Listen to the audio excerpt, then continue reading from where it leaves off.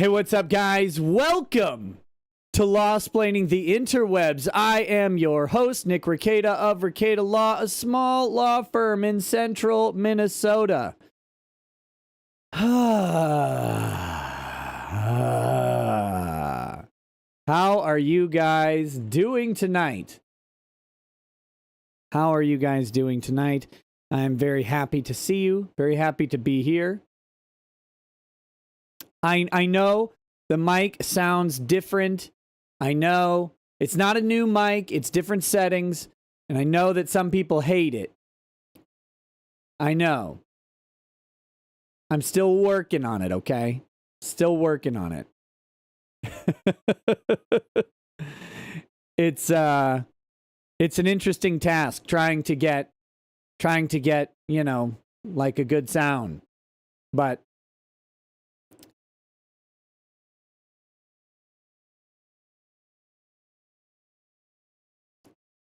this is with the compressor. The other stuff wasn't compressed. So, you know.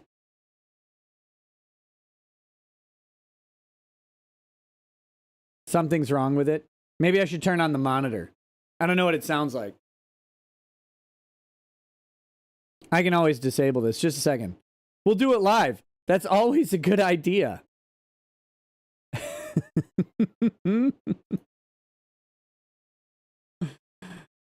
Oh, this is going to be terrible. All right. Let's see. So you say it's clipping. I mean, I kind of hear it clipping, but not too much. I didn't buy a new mic. Oh my God.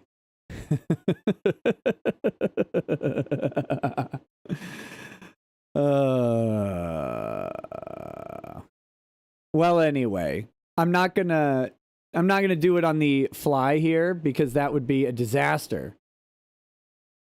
Trying to adjust the audio on the fly will be a disaster. So it'll sound like this for this show, and then it'll be done differently for the next show.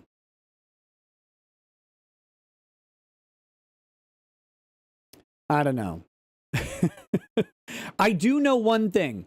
If I've learned one thing over 3 years, it's you can trust the chat to tell you that they hate audio, but you can't trust the chat to tell you what's wrong with the audio. So, there you go. That's one thing that is 100% true. But anyway, how are you guys doing? Today we have got a long stretch of just, well, I shouldn't say just me, but we are entering a while where Drexel will not be on the show for at least, I think, 2.5 weeks, and that, or 2 weeks or something, 2.5 weeks, something like that he will not be on the show. And he's been on a lot lately, which I always enjoy having him on the show, don't get me wrong, but it will be me for quite a bit of time here. And then, you know, when he's back around, he'll come hang out again. That being said, I'll be lining up guests as well. We've got tomorrow, due to requests from someone in the chat and just simply making it happen, we have Louis Laveau. We have Louis Laveau on the show. So that will be the first guest. Tomorrow will be Louis Laveau. I think on Thursday there will be a daytime show with Doug TeNapel. And I will be hoping to schedule Nate the Lawyer, Uncivil Law, maybe Kendra Paris, maybe Emily Baker, maybe a special guest that you guys have not met on this show before. Let's see, who else is on the... Oh, I'm gonna send out I know I've been saying this forever, but I'm actually going to do it. I'm actually going to send out an invite to the amazing Lucas to come on the show as well. So it should be fun. No, Lone Star Trent, it's not a book launch for Doug. I mean, maybe he's got a book launch, but I think he's still doing Earthworm Jim too. So it's not a new one. And then I'm going to try to put together a big brain panel, but those are a little bit difficult to organize. I will see what everyone is up to. As far as Ty, I think Ty is possibly got COVID. So I heard that. I haven't talked to him in a little bit, so Ty might be a mess. But I'll reach out to him and see how he's doing anyway. Yes, Ty and Peacock. I know. That's what I said. I got to get a big brain panel going with Peacock and Josh and Stephen Birch and Ty. That's the sort of emeritus cast, I guess. Well, Ty isn't actually big brain emeritus. He's a big brain addition.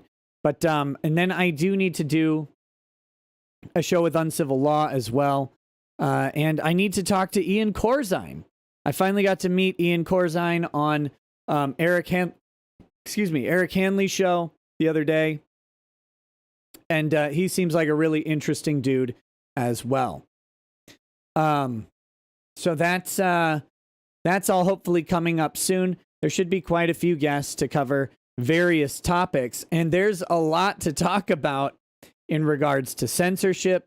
There's a lot to talk about in regards to corporate sort of interference and intervention. This stuff is all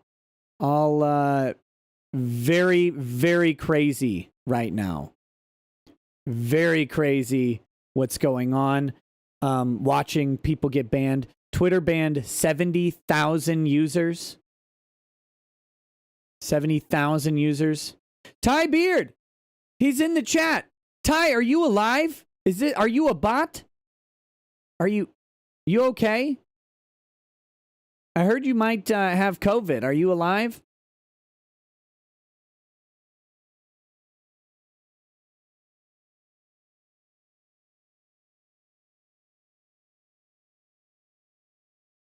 Well, that's good to hear, man. I'm glad to hear that you're alive. But we need to talk, and I gotta see how you're doing. So I'll message you tomorrow. I hope you're healthy. Oh, you're not healthy. Yeah, COVID, it does suck. It does suck from what I hear. I don't know. I don't have it, so. And yes, as people come in, and I'll say this probably 1,000 times during the show, I know you don't like my audio settings, and I will probably have them changed in a little bit, but not during this show. I'm not going to live fix audio. It's I've been messing with some things, and you know, I don't know. I liked how it sounded, but if you guys hate it, I guess you guys are the experts. I don't usually listen to me. So,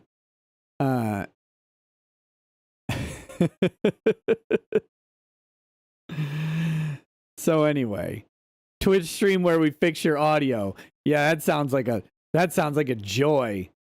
That sounds like, man, you know, right after that, I can go get open heart surgery with no anesthesia. It'll be almost as fun.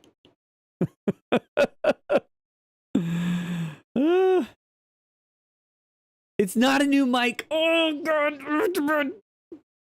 Anyway, I did go back to the old pop filter, and I know it's not as good, but I hate having this big, giant disc in front of my face. I hate it. I hate it. I am probably going to be getting a new mic soon. Because I don't like the way that this microphone is set up. I think this is I like this microphone. I think it's great if you're doing podcasting and stuff like that. But it's you know, you have to talk into the side of it. And that means that if I want it like right up in front of my face, it would look like this. It would take up all of my jaw. I'd be a reverse dread. And I don't want that. I don't want that. So instead, I want to get a Shure SM7B, which points the mic at you and you like talk directly into its urethra. I think that's a little bit more of the style I need. So, yeah. That's the, that's kind of the idea. But I don't know. Because if I get that, then I have to get either a cloud lifter or another preamp. And so it costs a lot of money. But anyway, we'll figure it out. Not a big deal. Today, we're going to read through the Parler versus Amazon lawsuit. That's coming in just a minute. I've got it. See, it's here. It's ready to go. We've got that. And then we've got 3 documents to go through in the saga of Melinda Scott, the crazy lady, versus Joshua Moon. Turning the microphone sideways you still have to talk into the thing. It's not much better. It's not much better.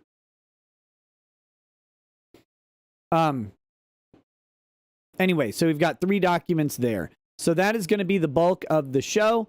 We'll probably take breaks during the show where I can have a manly cry. Hey, Ty Beard, by the way, you thinking Congress is going to regulate those banks yet? You think Congress is going to regulate the banks? now that Deutsche Bank has just decided it will no longer do business with Trump or his businesses. Guys, we may in our lifetime witness a person who is a billionaire that is poor. We may witness the first poor billionaire in Donald Trump when he has on paper assets worth several $billion, but no bank who will give him access to it. That's that. Jono NZ, yes, I am a Brave verified creator, and I do receive tips and stuff through Brave. So I should probably advertise that more, especially now, as Brave might be the only browser who wasn't furiously jerking it in the corner while all of the other big tech companies absolutely go on a tear, pillaging everybody and everything right of Mao. So, yeah, strong recommend to pick up the Brave browser. Yeah, Mozilla can eat a bunch of garbage. I didn't even like Firefox anyway. Brave canceled Kiwi Farms?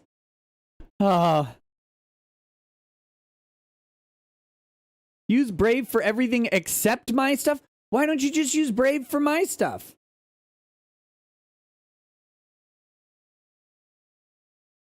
What? Why?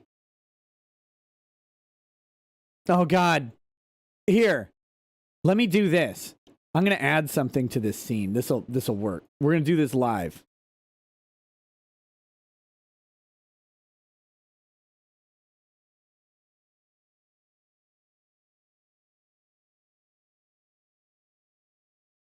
Hold on just a second. We're doing it live. Okay. So the font. Let's see. Font size.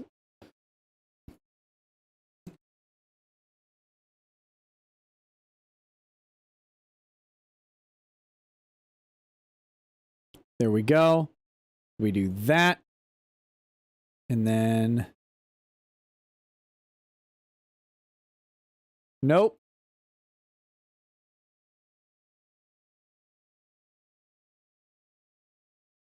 Here we go. Oh, wait, here. Let's go to this. Let's get a different...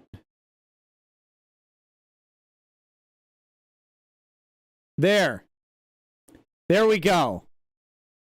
Now, everybody can shut up about the damn microphone. So anyway,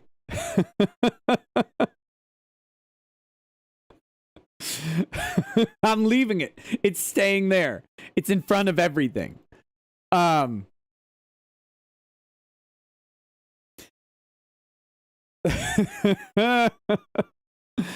So I may pause for a little bit to definitely not cry, but to actively weep for freedom and capitalism. I've been told by so many people that this is capitalism, by the way. That this is what we all think of when we think of capitalism. That what we think of are companies that can just simply shut down their competition by colluding with other companies to do so. That is what capitalism is. Or that people can be denied access to the monetary system, a monetary system that has become necessary to do business, a monetary system created by banks and propped up by government infrastructure, that we can just be denied access to that because, well, you know, political opinions or whatever, man. But that isn't capitalism. It's actually not. That's corporatism. And it's done with all sorts of gatekeeping and road blocking, and typically it's done on the backs of public infrastructure. And it's preventing access to the same infrastructure that the companies who prevent the access use to get where they are. Remember that the internet runs with an easement through everybody's private property. There is very little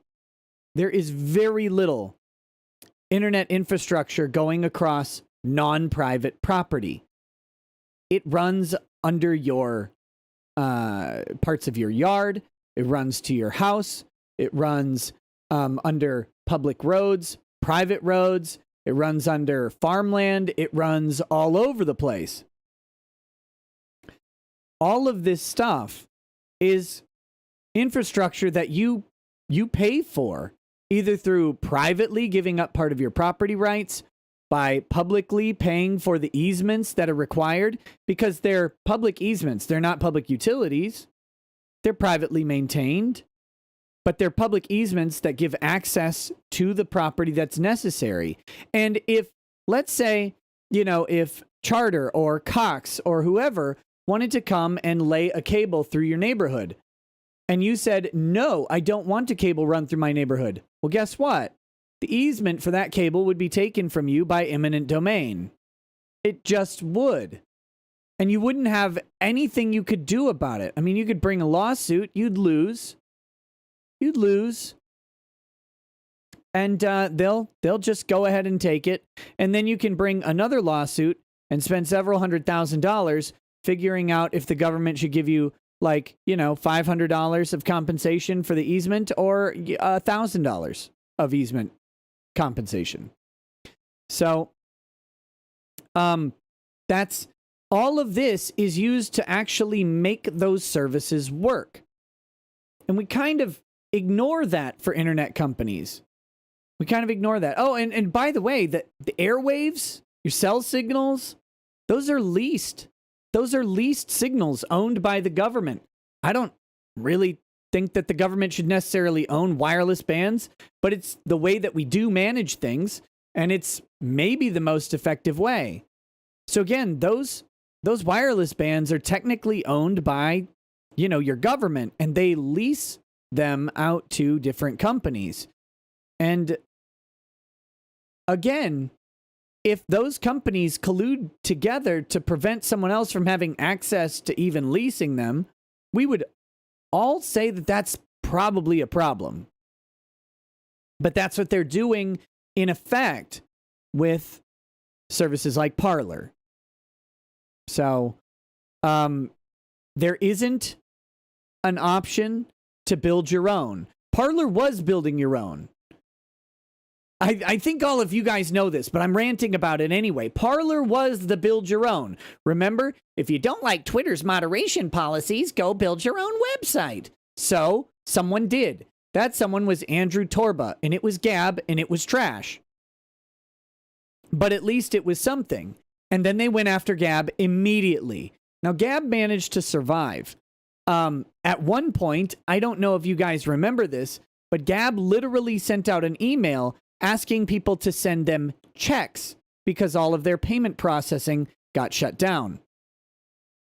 So they had to take physical checks for Gab. But they eventually got through that. And from what I heard, it was quite a bit of money to get through that. They had to spend a lot on lawyers to go ahead and get Gab off of the match list. That's that pesky MasterCard list that says that something illegal is happening somewhere, and therefore no payments can go through this company. It's the death knell. If you can't process payments in 2021, you can't do business. Gab ended up getting off of that list eventually. And technically, we don't really know what sort of compromises Gab had to make for it. And I'm not criticizing them for that compromise. I will criticize Gab for this. Their interface isn't as good as Twitter's. And that was always the hard part of using Gab for me. It just didn't work very well. It was slow. It was clunky. Things were buggy. But I tried to use it for a while because, well, it was not Twitter. Then Andrew Torba went on a weird rant about porn and anime stuff, and frankly, I just stopped caring about it. But that being said, Gab existed as this little thing, and it was relegated. And I think this was the important thing that Gab learned, and that everybody learned, is when you come after Twitter, when you set yourself up as a Twitter competitor, Gab got pushed down and set aside into a safe little box. You can go on Gab. Gab's still there. You can find the same alt-right, alt-white conspiracy theory incitement over there that you can find anywhere else. And I mean anywhere else. It's all on Twitter. It's all on Facebook. It's everywhere. By the way, Glenn Greenwald today tweeted and said, do you know how many of the arrested activists from the Capitol Hill riots were on Parler? Does anybody know how many of the arrested people from Capitol Hill currently were on Parler? It was 0. Not a single one. It was organized on Facebook. So there's that, apparently. Now, certainly some people there would have been on Parler by the numbers, but none of them who were arrested were on Parler at this point. I would love to have Glenn on the show. I just don't think that'll ever happen. Okay, so anyway, but Gab was relegated to this nice little safe corner of the internet where people could go and they could have a little bit of their freedom, as long as that freedom never threatened the kings. We three kings, right? Twitter, Facebook, and Amazon. But something else happened.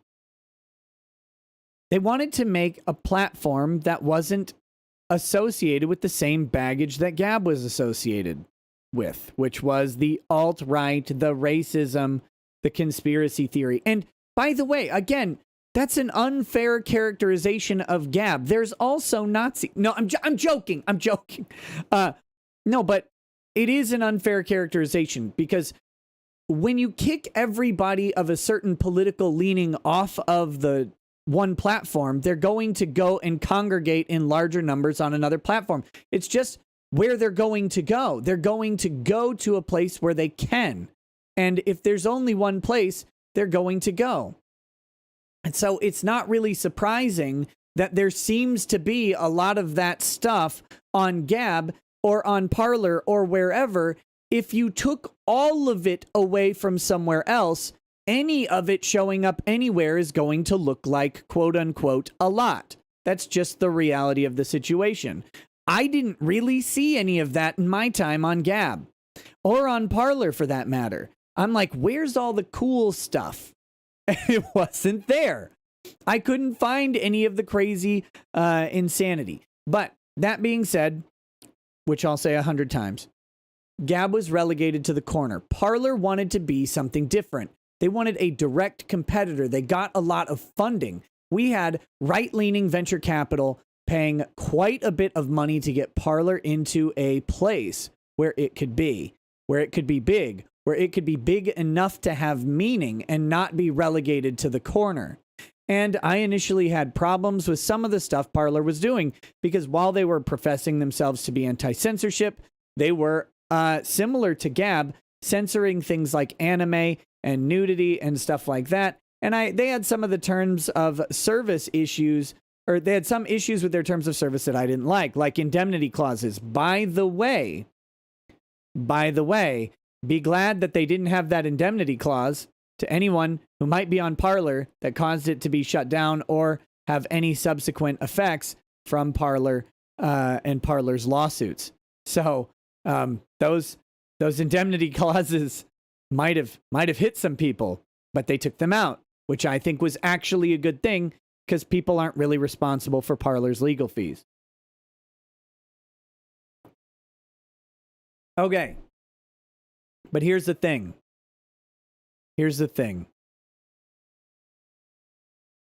Parler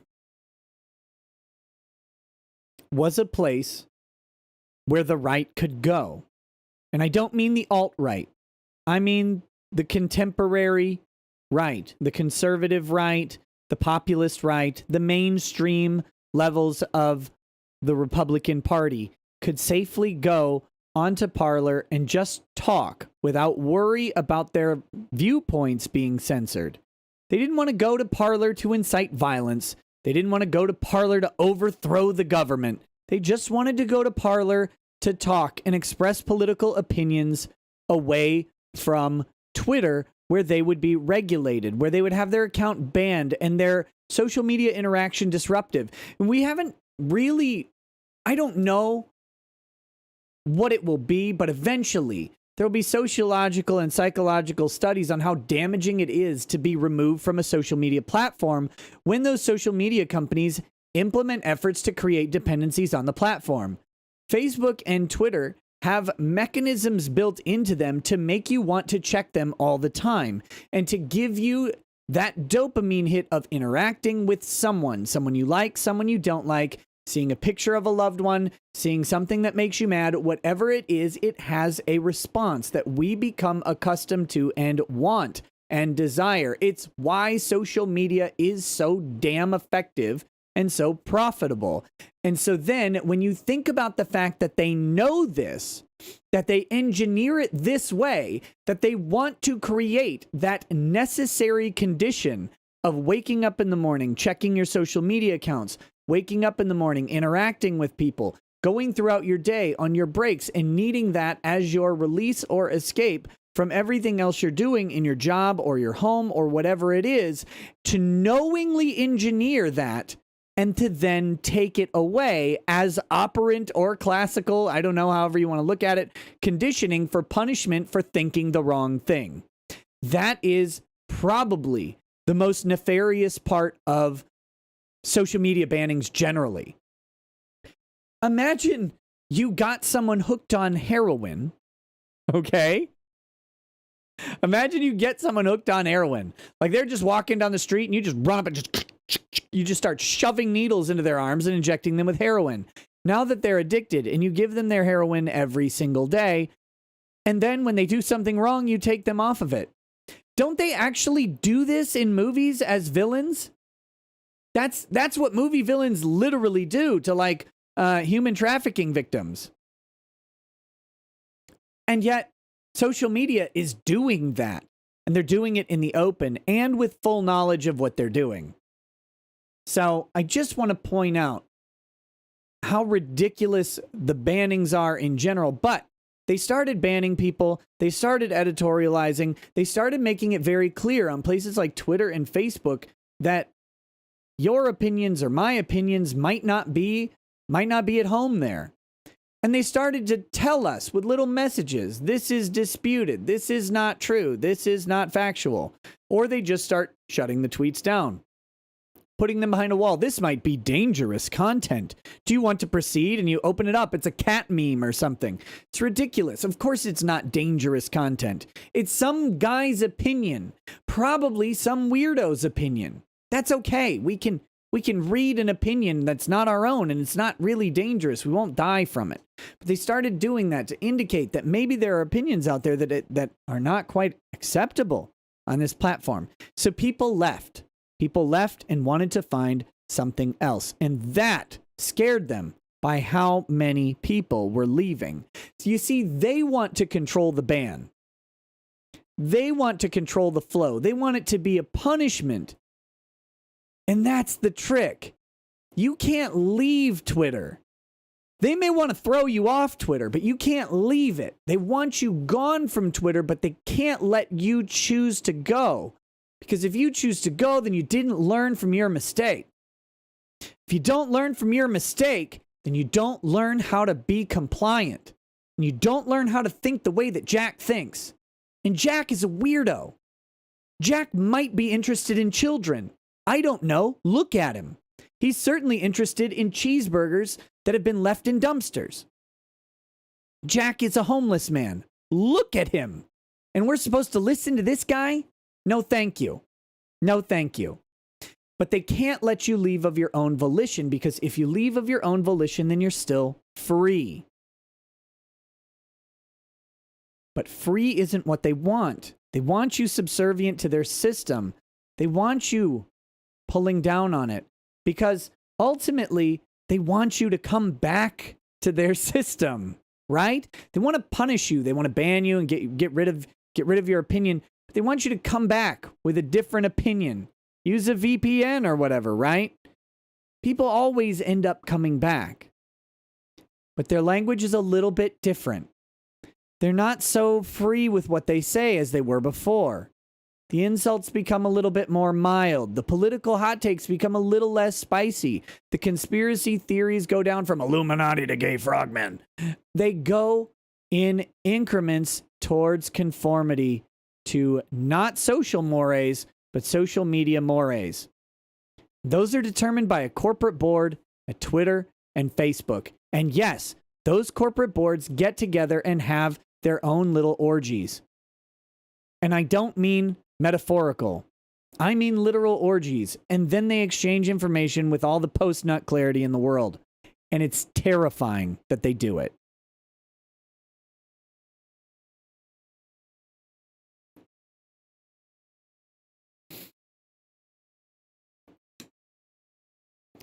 So anyway, Parler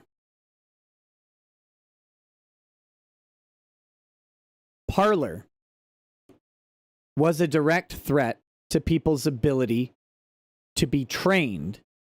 And therefore, since Parler's direct threat to the training of Twitter and Facebook existed, Parler could no longer exist.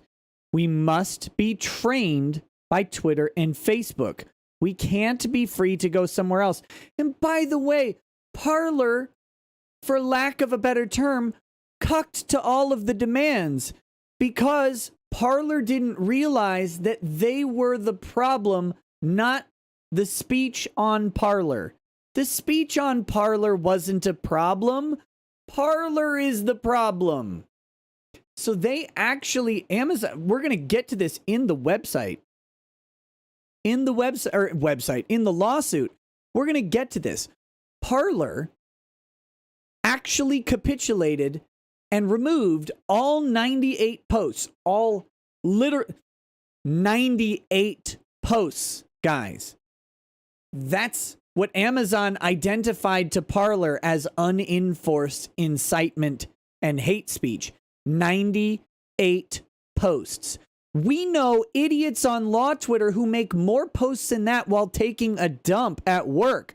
or at unemployment, whatever it may be.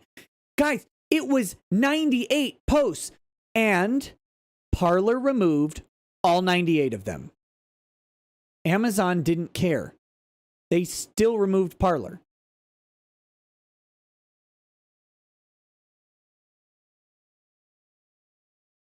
Because it wasn't the posts. It's not the posts that's the problem. It's Parler's mere existence is the problem. Because it was big enough that a boomer like me could go to it and go, I'll download this app. I'll click on this website. And then I will make my little parlays to my new audience of like 85 people. It'll be awesome. Because at least it's not Twitter. That's it. That was enough. That was enough. So let's talk about this lawsuit. We're going to read it. If you're new to this, we read through these lawsuits. We go line by line. We go through all of it. This one is 19 pages, which is pretty short. We'll get through it fairly quickly, and then we'll move on to Kiwi Farms. But we do that, and we do that so we know exactly what the claims are in the suit. But first, there's a couple chats, and then we'll get into it. Okay, James Karg says, having finished Chapter 8 of the Starship Troopers novel, I think this guy had better precognitive sight of the future than George Orwell. The whole spiel about social workers causing the collapse seems alarmingly prophetic. Yes. Heinlein, Robert Heinlein. Go read some of his books. Secularis says, the reckoning is upon us. We're in the final twilight period before being hunted down by the post-Trump Inquisition. Archive what's important to you online. Network with those you want to keep in touch with and hunker down. Good advice. Good advice. Also, if you're older than me, if you're older like me, I'm 39. I'm not young. Learning new technology is actually becoming a chore to keep up with it. I know for you crazy kids who are like 37, it's super easy for you. For me, it's a little bit more challenging. But if you're older than I am, you need to start learning how to get even more alternative sort of tech into your life. And I'll be learning about Fediverse. So I guess. I don't want to. But I have to learn this stuff. And you probably will too, because pretty soon your opinions will not be welcome.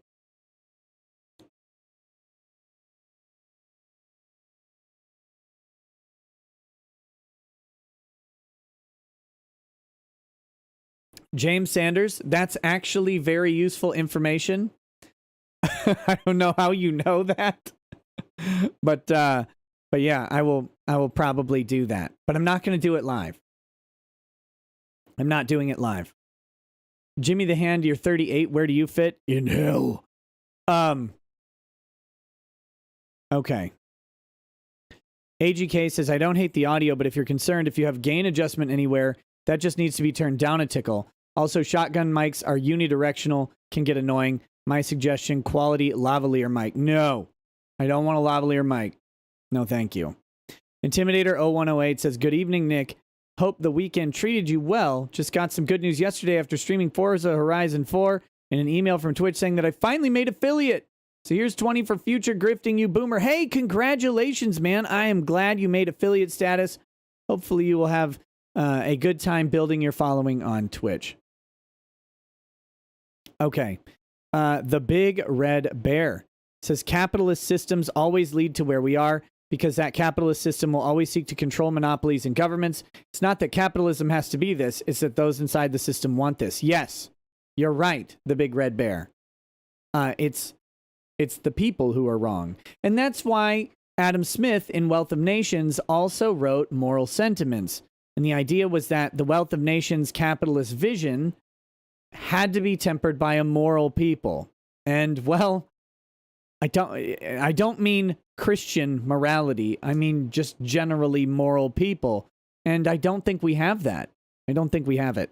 Fallout Bows 34 says, do you still think it's going to be a cold civil war, Nick? I don't know what it's going to be. I think we've been in a cold civil war for a while. At this point, secession is looking like a real possibility now to me. Oh, it's not. I really don't think secession is a possibility. I don't think you have states that are that far apart politically. I think the states are too close together generally. Like California is not going to secede, and outside of like California and DC, you don't have majorities that are that, well, New York maybe, but they're all liberal states. With a news company and the left making prosecution lists, it's not a good outlook. Well, it's certainly not a good outlook, but I don't think secession is going to be what answer people turn to personally. But yeah, the right won't be allowed to leave the union anyway. Joskby says, why aren't we hearing from the anti-fascists now? Because their job is done. Oh, did you guys see an Antifa BLM organizer was arrested inside the Capitol building? His name is Sullivan. He was inside the Capitol building, and he says he was just there to observe. But if you go ahead and check out the video, and the article actually mentioned this, if you go ahead and check out the video, he's in there encouraging people to move in. He was right there when the chick got shot and killed. Yeah, that guy was just there to observe, but was instigating people further and further in. So, you know, there you go. But it's all on Parler and Trump and Rudy Giuliani. Rudy Giuliani. Rudy Giuliani. I mean, I'm not going to do a Rudy impression. That'd be just too mean. No, Rudy Giuliani didn't incite shit, and Donald Trump didn't incite shit. That whole thing is nonsense, and anybody running with it is, if they know about incitement, they're being dishonest, saying that it's incitement. You can think that their words were distasteful. You can think that their attitudes towards the whole thing were incorrect and wrong. That's fine. I don't care if you think that. They didn't incite a riot because incitement has specific legal requirements and they didn't meet them. And I'm pretty sure that'll be borne out when they're never charged with it.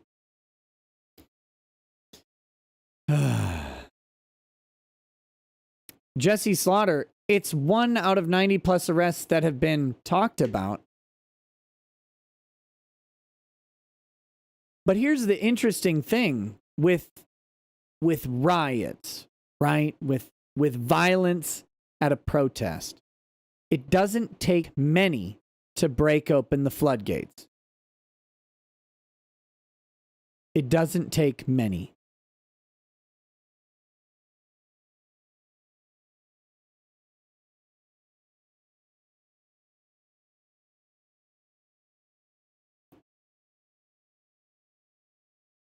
All right. Next. Jim says, are you ready for our cyberpunk future, Nick? Because honestly, I am. Ready to be corpo trash or a grifter like you. In all honesty, I just hope that I can survive the next 5 years. I genuinely have hope that we'll return to stability. And you guys can call me naive and wrong all day. That's okay. You're allowed to. Of course, we're allowed to speak here. But I do hope that we will stabilize. I actually have hope. You know, I'm trying to find ways to prepare for that to not happen, but I have hope that it will. So we'll see. Rodimus Prime says, hey, Nick, I'm really enjoying your daily short videos. They're informative and keep me up to date. Keep up the great work. Hey, would you mind explaining what is the Insurrection Act that Trump is wanting to do? I don't know that Trump is necessarily wanting to do the Insurrection Act. There's a lot of talk about the Insurrection Act. The idea is that if certain freedoms are breached by some sort of organization, that in theory, military force could be used to tamp down an insurrection. The only problem right now is the thing that looks most like an insurrection was what happened at Capitol Hill. Now, I don't actually think what happened at Capitol Hill was an insurrection by the definition of the word, because I don't think the goal of the Capitol Hill storm, raid, breach, whatever you want to call it, I don't think their goal was literally overthrowing the government. I don't think that was the plan. I don't know that there was a plan, but I don't think that the plan was, we're protesting and taking over the Capitol building and we're going to overthrow the government. I mean, maybe it was, though, but I don't know. I don't know. But either way, the thing that looks most like an insurrection right now in regards to what law enforcement would be going after or what a military would be responding to would be an armed revolt at the Capitol. That's just kind of what it looks like. If people are expecting the Insurrection Act to be employed for Trump to deploy the military onto U.S. soil in regards to the vote, it's unlikely. It's very, very unlikely. So, yeah, but to actually like get into explaining the Insurrection Act, I would have to do more of a prep for the show, and I would have to get deeper into it. So I can't do it today, but I will consider doing a video on it, maybe a short one on it sometime soon, because I know a lot of people are talking about the Insurrection Act. Okay, Felipe Move says, Nikki, your channel is a reason to use YouTube. Please put your videos in BitChute. I got banned in YouTube and have to still use it to watch your stuff. You have another platform where you put your videos. Not yet, but I am working on deciding on which one it is. I'm not sure if I want to do BitChute. There are a couple options. Here's the thing, guys. I don't know if you've learned this, but I am supremely lazy. I am supremely lazy. And so when I pick my alternative second upload platform, I want it to be the only choice that I make. I want it to be just one. Because I can't, like, uploading these shows, when I record them, they're 8 to 12 gigabytes. All right? They're 8 to 12 gigabytes. And so what I don't want to do is be uploading 8 to 12 gig to several different platforms every single night. It's an annoying amount of work to do it after doing a show and Twitch and doing short videos. Uploading all that content, each place doubles the amount of background processing time. And my time is limited. So doing all of that is, I want to make sure when I'm doing a second channel that it's done right. And it's the only one I choose. And I'm not 100% sure I want to go with BitChute. So, I'll figure it out, though. I'm looking at unauthorized, which is the Owen Benjamin platform. Razorfist posts over there. Utreon I'm looking at as well. I'm supposed to have looked at their platform before, but it's a mess. It's not a mess. Sorry, I shouldn't say... the way I said that sounds like Utreon's a mess. Utreon is not a mess. Me and my schedule and doing things is a mess. Not...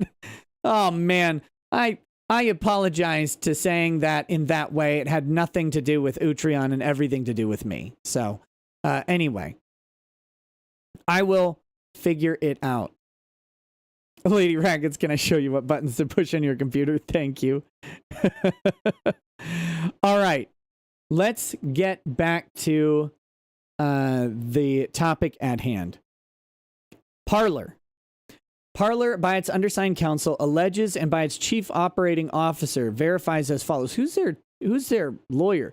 We've got David Grosbeck is the lawyer in Olympia, Washington. I don't know anything about this guy. I'd love to talk to him, but I don't know that he'll want to talk about this.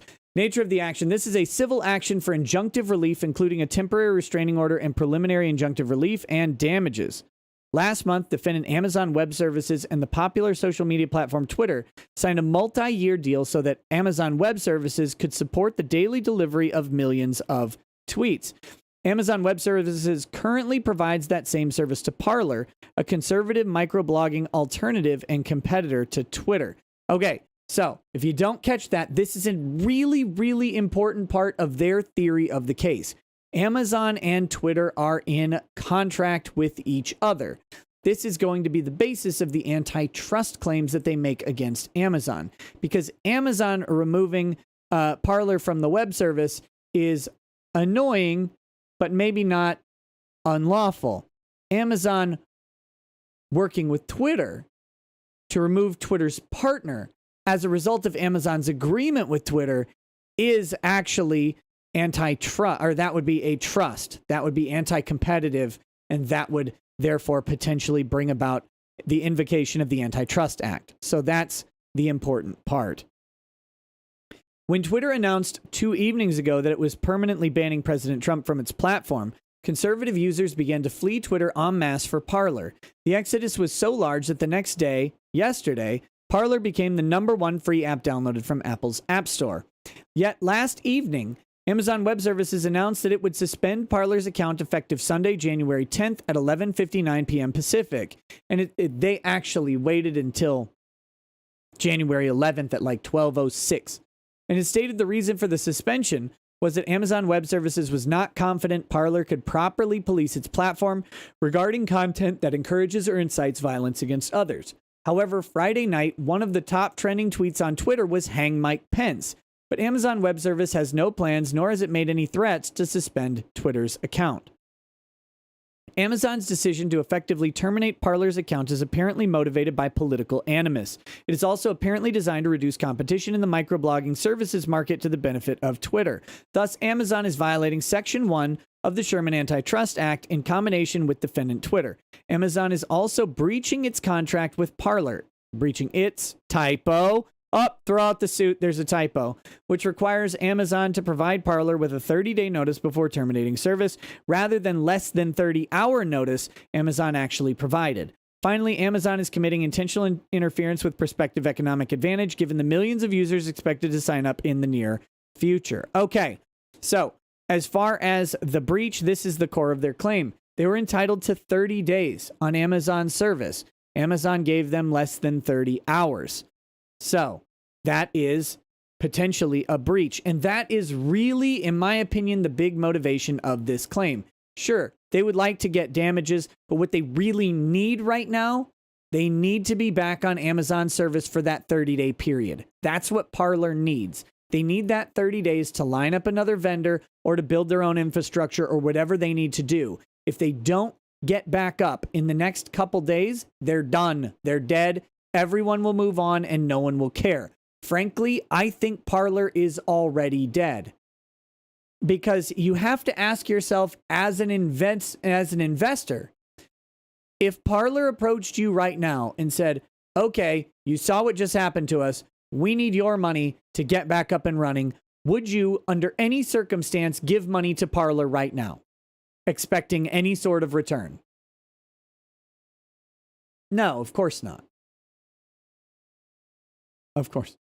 Breck, Parler said they would have new servers in a week's time. They said that prior to Sunday when the CEO said that all of the vendors have shut them out now.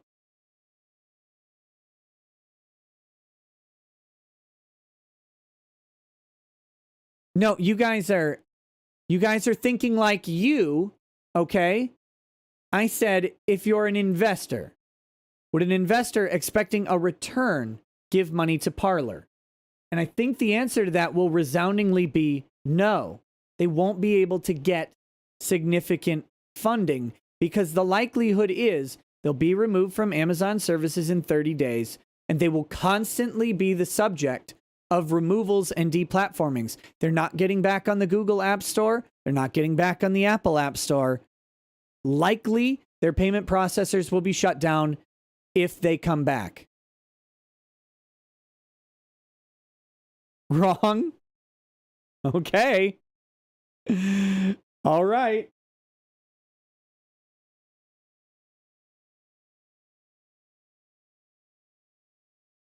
They're going to pay attention.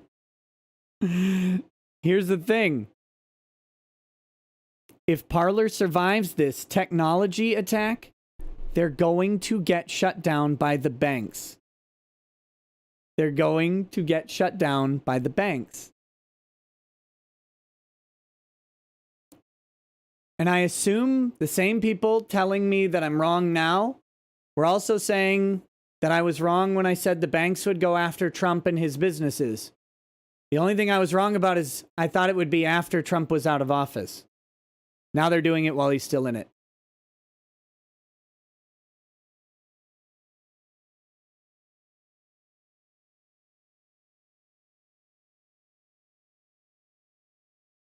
I'm not so smart. I just happen to be right. I just happen to be right on it because I've been watching it for the past couple years. If they can't get you technologically, if they can't outcompete you, and they need you gone, the banks do it. The banks and the payment processors do it. Anyway, here we go.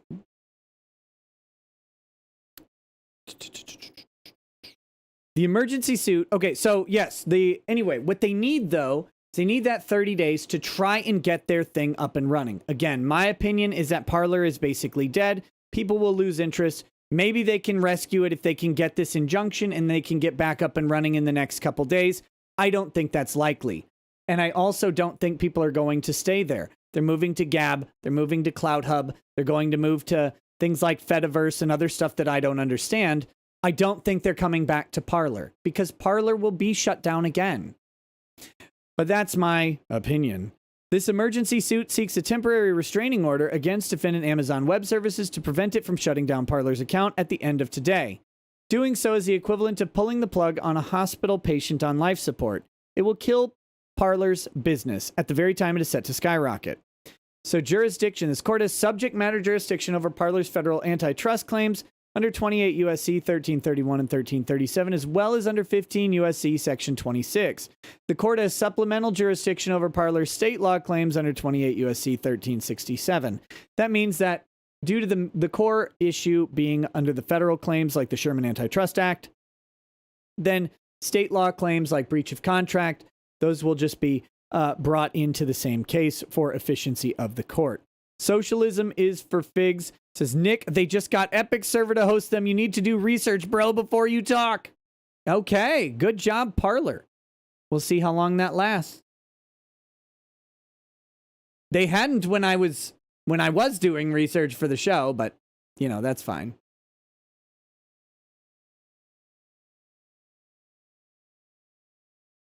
Let's see.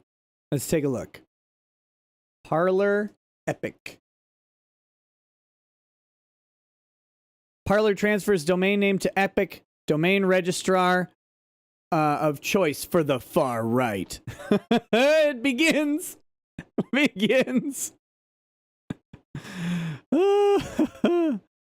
Monday, Parler transferred its domain to Epic, a domain name registrar that has become a safe haven for far right websites. Epic put out a statement on Monday claiming it had no contact or discussion with Parler prior to the transfer of the Parler.com domain name. That's not the web services, though. That's not the servers. That's a domain name. Earlier today, Amazon officially cut ties with Parler. Blah, blah, blah, blah, blah. So, here we go. Epic, along with its CEO, Robert Monster, has a history of coming to the defense of the far right online. Company statement on the Parler domain transfer rails against big tech companies that have deplatformed right-wing users. Company also currently hosts a domain for the far right social network Gab.com. Domain name for the Proud Boys' former websites. Epic also once hosted 8chan's domain name, now known as 8kun, but eventually dumped the site following its connection to a 2019 mass shooting in El Paso, Texas. CEO Monster also once defended David Duke on a white nationalist podcast. The domain... Do you see what's happening? Do you see what's happening?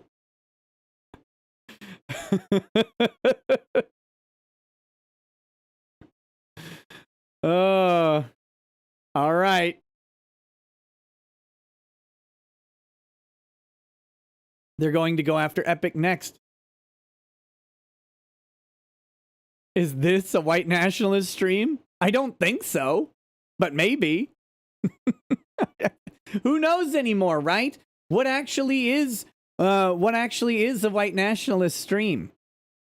Because I think it's just whatever they want it to be. Catch you later, Skip Johnson. If I'm a white nationalist, by the way, I'm the worst because I'm not nationalist and I'm basically not white either. You can find my blackface pictures online. The court has personal jurisdiction over Amazon as it is headquartered in the district. Also, Amazon has engaged in sufficient minimum contacts with the United States and has purposefully availed itself of the benefits and protections of both U.S. and Washington law such that exercise of jurisdiction over Amazon would comport with due process requirements. Venue lies in this district under 28 USC 1391 because Amazon maintains its principal place of business. Blah, blah, blah. This is all normal stuff. They've sued them in their own jurisdiction, which is where they needed to be. Parties. Plaintiff Parler LLC is a Nevada limited liability corporation with its principal place of business in Henderson, Nevada. Parler is, quote, the solution to problems that have surfaced in recent years due to changes in big tech policy influenced by various special interest groups. That's their mission log line? I mean, I guess. It's not very, like, hard-hitting or dynamic. Thus, Parler is built upon a foundation of respect for privacy and personal data, free speech, free markets, and ethical, transparent corporate policy. Didn't Parler... Weren't they built on WordPress, and didn't they get hacked, and, like, a bunch of really sensitive data got leaked on everybody? I mean, didn't that just happen, though? So, I mean, I guess that privacy and security one.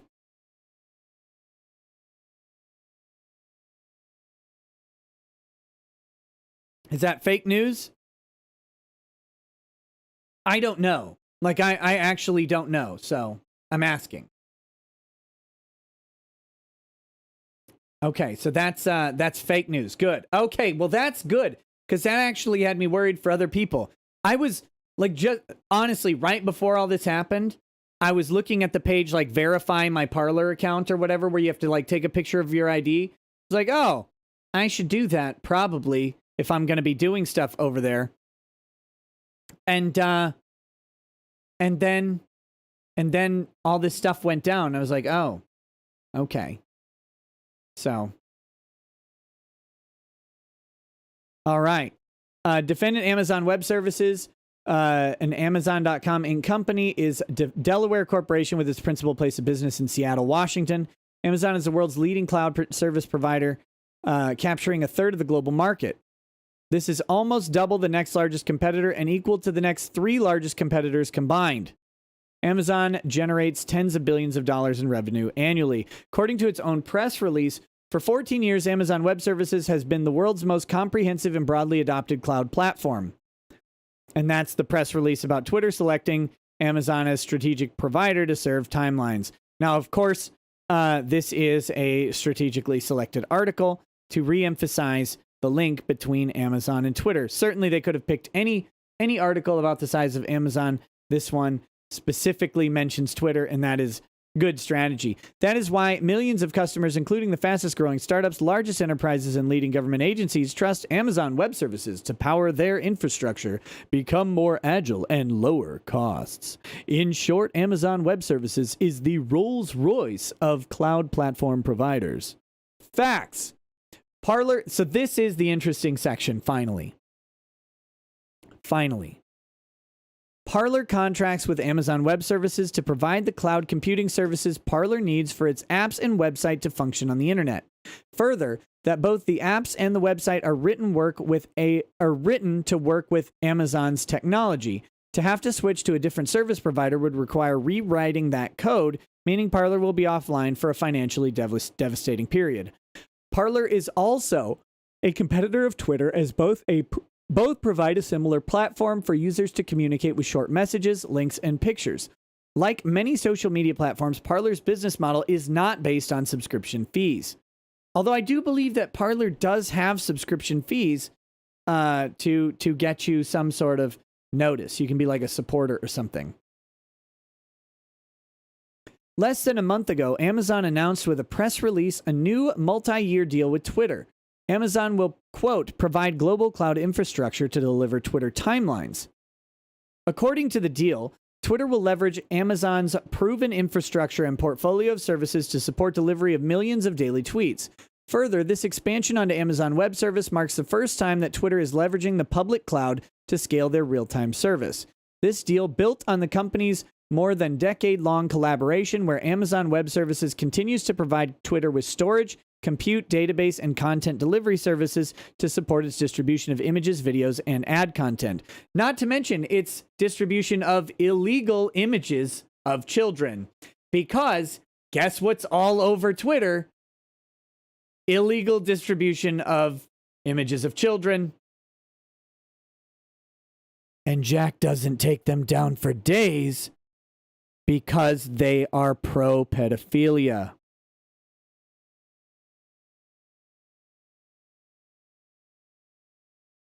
But I'll just be over here. That's none of my business.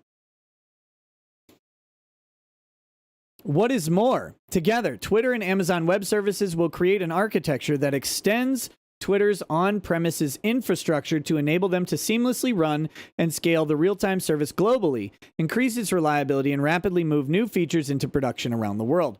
At the same time, Parler began to significantly increase its usership at the expense of Twitter. After the election in November, the New York Times reported that, quote, millions have migrated to alternative social media and media sites like Parler. Mike Isaac and Kellen Browning fact check on Facebook and Twitter. Some conservatives switched their apps. Millions, some conservatives. In fact, less than a week after Election Day, between November 3rd and November 8th, Parler's app experienced nearly 1 million downloads. See, Parler, a conservative Twitter clone, has seen nearly 1 million downloads since Election Day. That's from The Verge.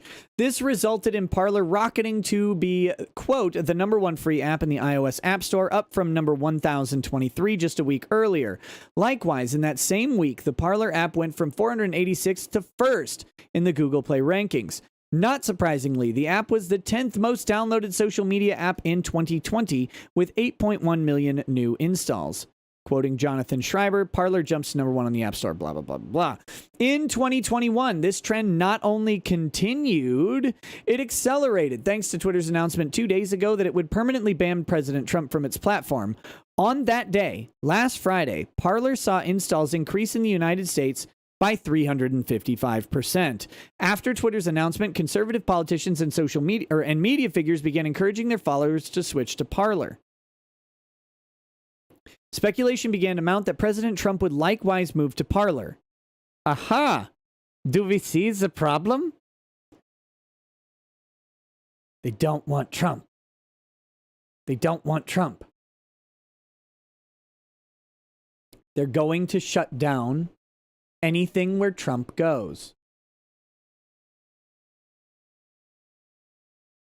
Speculation, yeah, he'd move to Parler. Given the close to 90 million followers the president had on Twitter, this would be an astronomical boon to Parler, they typoed there, and a heavy blow to Twitter. 2 typos. Okay, now their suit should not only be thrown out, but they should be in jail. We'll see if they get to execution. Trump can't make his own bank, by the way.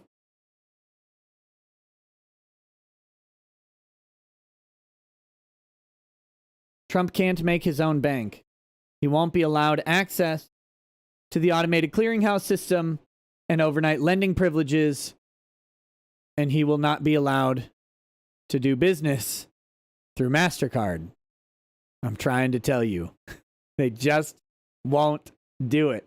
You'd have to build your own planet at this point, and it would have to be in a different solar system because they would just rocket you out of this one. Given the context of Parler's looming threat to Twitter and the fact that the Twitter ban might not long muzzle the president if he switched to Parler, potentially bringing tens of millions of followers with him, Amazon moved to shut down Parler. Yesterday evening at 6:07 p.m. PST, web news site BuzzFeed. Here's part of the indication that this isn't about what was on Parler, that it is about Parler's existence, okay? Amazon is making a statement, and so is everyone. Telling lies means you're liable for a lawsuit? Who am I lying about? Or who is lying? Maybe you're not talking about me. Here we go. Amazon is making a statement. Parler is...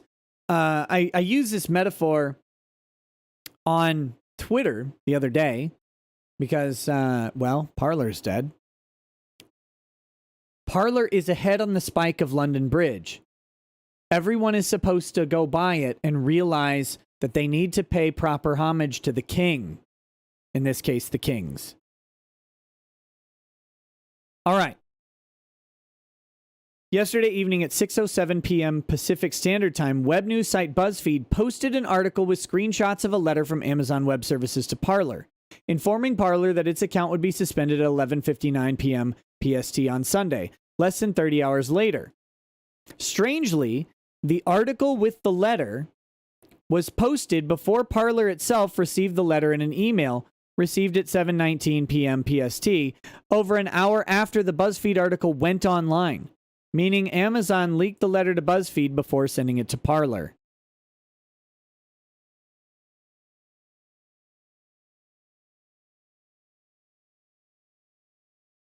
Amazon did a press release before telling Parler that they intended to breach the contract. Last evening, the Associated Press reported that Parler may be the leading candidate for President Trump after his Twitter ban, as experts had predicted Trump might pop up on Parler. However, the AP also observed that Amazon struck a blow Saturday against the chances of Trump adopting that platform, informing Parler it would need to look for a new web hosting service effective midnight Sunday. This death blow by Amazon could not come at a worse time for Parler, a time when the company is surging with the potential of even more explosive growth in the next few days. Worse than the timing is the result. Parler has tried to find alternative companies to host it, and they have fallen through. It has no other options. Without Amazon Web Services, Parler is finished, as it has no way to get online. And a delay of granting this temporary restraining order by even one day could also sound Parler's death knell as President Trump and others move to other platforms. It is no wonder, then, that competitor Twitter's CEO has heartily endorsed efforts to remove Parler from the public sphere. Footnote, Amazon Web Service indefinitely suspending Parler's accounts is categorically different than Google or Apple dropping Parler from their app stores. In the instance of the latter, existing Parler users can still use its app. It's just harder for Parler to sign up new users. But with Amazon Web Services move, both existing users and new users are completely prevented from using the app until Parler can find some other service to replace Amazon. Users are also prevented from using Parler's website, which is likewise dependent upon Amazon. Parler's rival social media apps, such as conservative-oriented Gab or conservative media Rumble, are also experiencing record growth right now. If Parler is not available, people will turn to alternatives or perhaps return to Twitter or Facebook. What is more, Parler's current users are likely to leave and go to another platform if Parler is down for an indefinite period. And once those users have begun to use another platform, they may not return to Parler once it's back online. And by silencing Parler, Amazon Web Services silences the millions of Parler users who do not feel their free speech is being protected by Twitter or other social media apps. This is a pointless line in legal sense, but it has to tug at the sensibilities of the judge is the idea. They're silencing speech. They're corporately controlling speech. That's what they're trying to get across to the judge.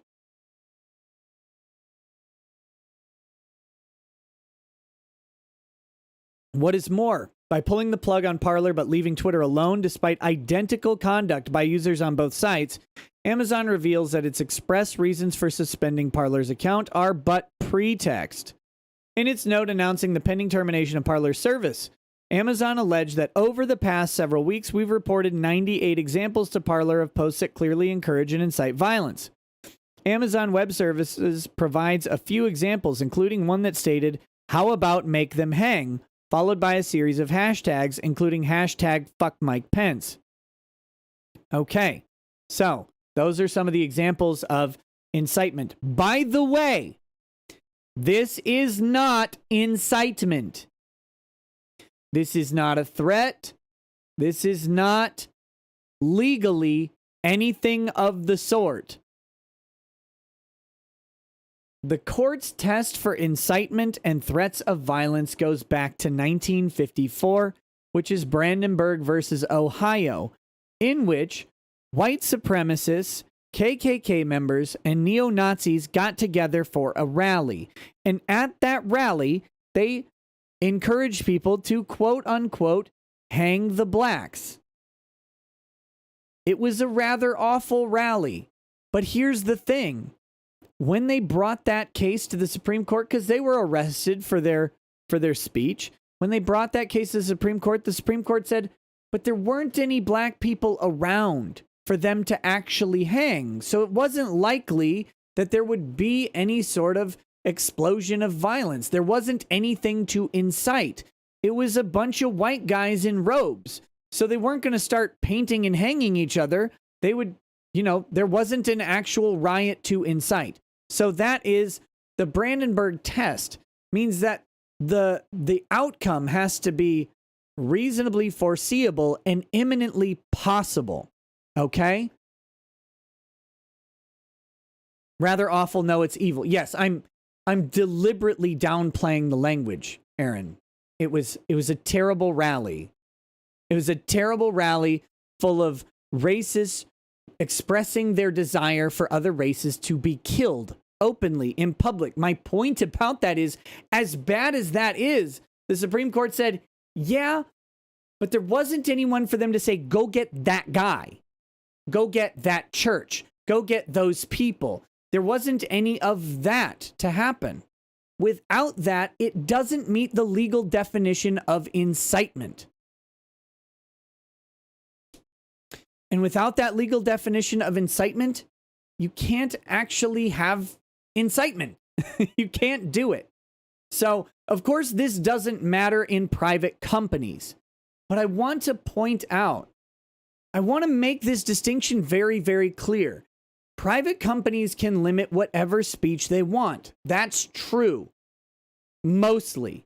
They can mostly limit whatever speech they want, outside of really weird contexts. But for the most part, they can limit anything. They can say, we don't want that on our platform.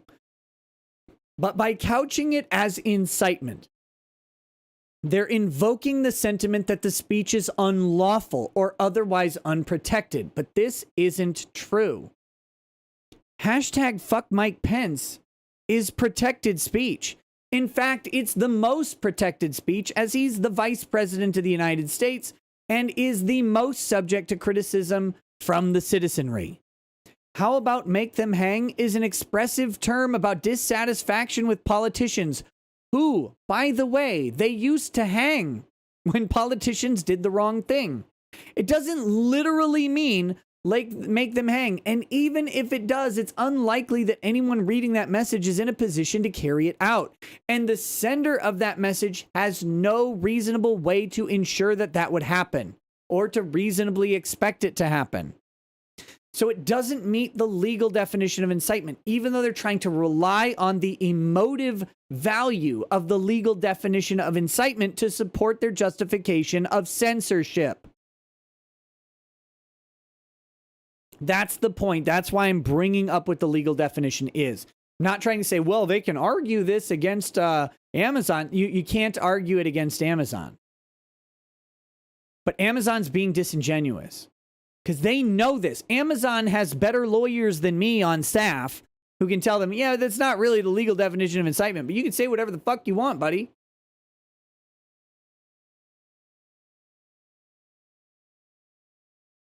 All right. Amazon further stated to Parler that the, quote, violent content on your website violates our terms.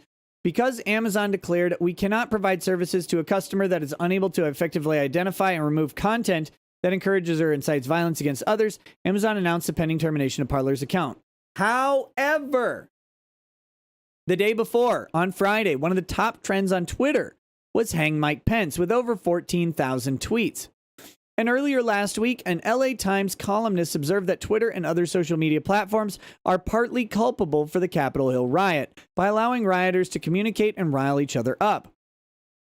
Yet these equivalent, if not greater, violations of Amazon Web Services terms of service by Twitter have apparently been ignored. Amazon knew its allegations contained in a letter it leaked to the press that Parler was not able to find and remove content that encouraged violence was false. This is interesting. Because over the last few days, Parler had removed everything Amazon had brought to its attention and more. Let's reread that line. Because over the last few days, Parler had removed everything Amazon had brought to its attention and more. Yet Amazon Web Services sought to defame Parler nonetheless.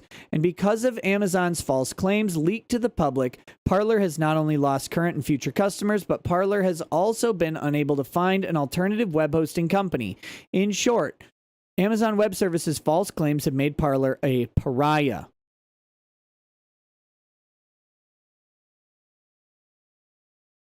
Count 1. Sherman Act, Section 1.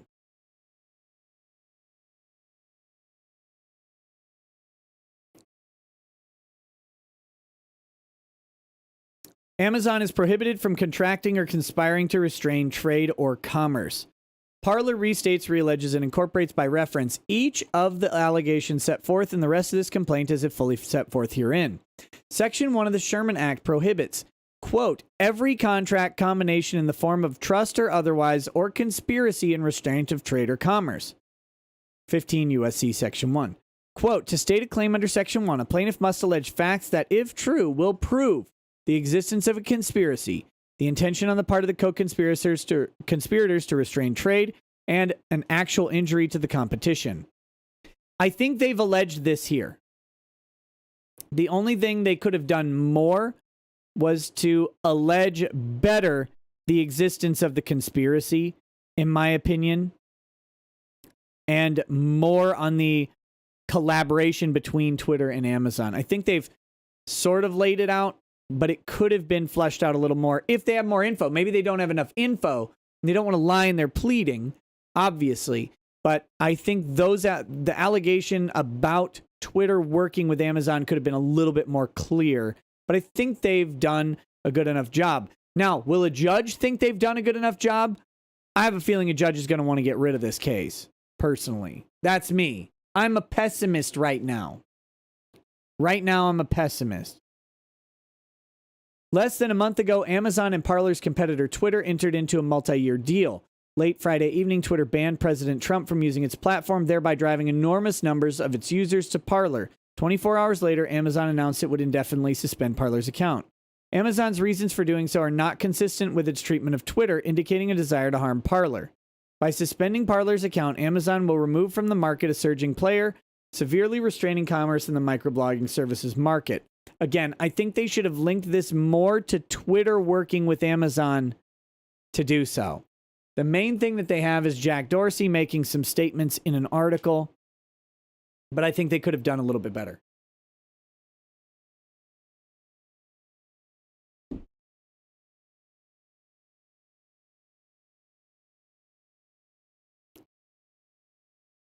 I see you, Squishy Hunter.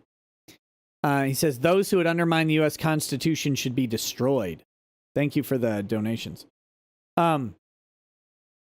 Breach of contract.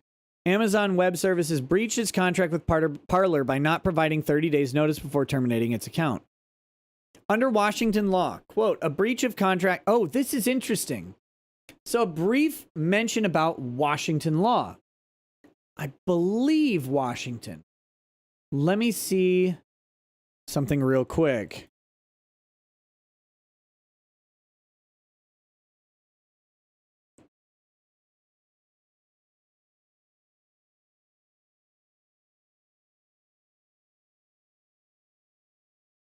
Yeah, Washington. Okay. So this is, I was right in my brain. Let me now talk about what I was right about. Washington, and this is interesting. Washington State has an implied duty of good faith and fair dealing in their contracts. All right. Washington has an implied duty of good faith and fair dealing in the contracts, which means that both parties into a contract in Washington must work for the mutual benefit of the other parties and the fulfillment of the agreement. So they can't just make a contract and tank the contract. This will weigh in favor of Parler because that implied duty of good faith and fair dealing means that Amazon has a legal obligation to attempt to make the contract work in some way. So I don't know that they get into this in the complaint. I haven't read anything about it, but I didn't read every word before. I skimmed it, so maybe they'll get to it. But if not, they should maybe amend it and add in their duty of good faith and fair dealing. Okay. Under Washington law, a breach of contract is actionable only if the contract imposes a duty, the duty is breached, and the breach proximately causes damage to the claimant. That's under every law. The Amazon customer agreement with Parler allows either party to terminate the agreement, quote, for cause if the other party is in material breach of this agreement and the material breach remains uncured for a period of 30 days from receipt of notice by the other party. Oh, so this is interesting. This is double interesting because this is a for-cause breach. So this isn't like, well, they have an obligation to give you 30 days to cancel the contract. They're saying, no, for a breach for cause, you need to provide the 30 days. So that's in Parler's favor as well. On January 8th, 2021, Amazon brought concerns to Parler about user content that encouraged violence. Parler addressed them, and then Amazon Web Services said it was okay with Parler. The next day, January 9th, Amazon brought more bad content to Parler, and Parler took down all of that content by the evening. Thus, there were no uncured material breach of the agreement for 30 days as required for termination. Further, while Amazon used the term suspension in its notice to Parler, it stated that it would, quote, ensure that all of your data is preserved for you to migrate to your own servers and will work with you as best we can to help your migration. This is not action Amazon would take for a temporary suspension, but rather for a permanent termination. Thus, whatever words Amazon used, it was terminating the agreement with Parler. This termination will immediately make it impossible for Parler to have an online presence for at least a week, depriving Parler's current users of any use of the app and website, and completely preventing any new users from downloading and using the app or the website. Thus, Amazon will have breached its contract with and harmed Parler. Further, lost future profits in this case are difficult to calculate due to the rapidly increasing nature of Parler's user base. That's because the usual method for proving lost profits is to establish profit history. But that history will, at best, undervalue the future given how quickly Parler is growing, and at worst, Parler will get nothing as lost profits cannot be recovered, whether they are speculative, uncertain, and conjectural, because the amount of lost profits must be established with reasonable certainty. Thus, money damages may not be available, but at the least are insufficient to make Parler whole. Parler is entitled to injunctive relief. And again, this is their goal. Actually, I think if Parler could get online, they would drop the suit immediately. I don't think they actually want to spend time fighting Amazon. They want to be online. That's what they want. And that's the best course. The amount of damages for this to go through, this case to go through, if it were to go through the entire process of a trial between Amazon and Parler, and then the inevitable appeal for whatever decision came down, you're talking at minimum 2, up to 5 to 6 years for full resolution of this case. Parler can't wait for that. Parler will be dead if they have to go through a full trial before they're back online. Similarly, if Parler is brought back online and given enough time to get to a new host, that's all they actually need out of this case. And they will make far more money being online, just being available. Because all the criticisms that I've said about their ability to come back, those get significantly lower if they can just get online in the first place.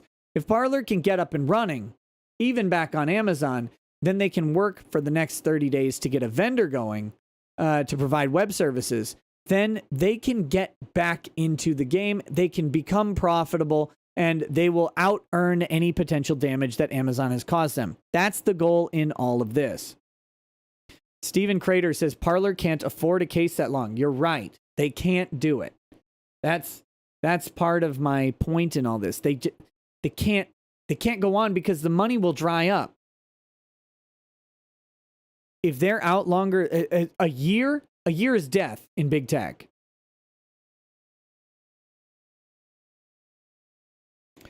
Count 3, tortious interference with a contract or business expectancy.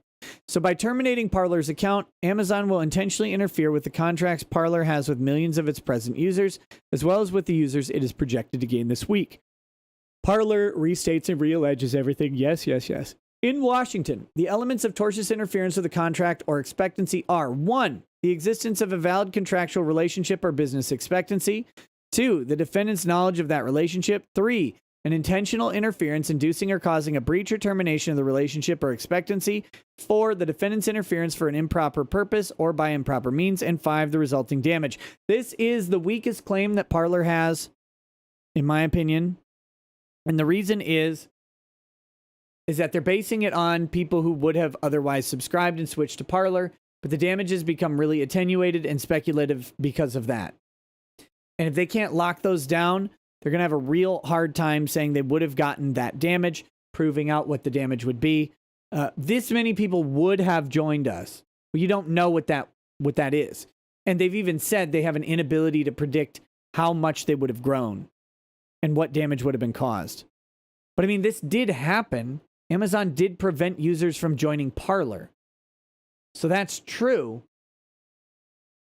But the rest of the elements of this make it a really difficult claim for them. Parler currently has over 12 million users under contract. It expects to add millions more this week given its growth the last few days and the growing voices of conservatives encouraging their Twitter followers to switch to Parler. Amazon is aware of Parler's user numbers and current trends.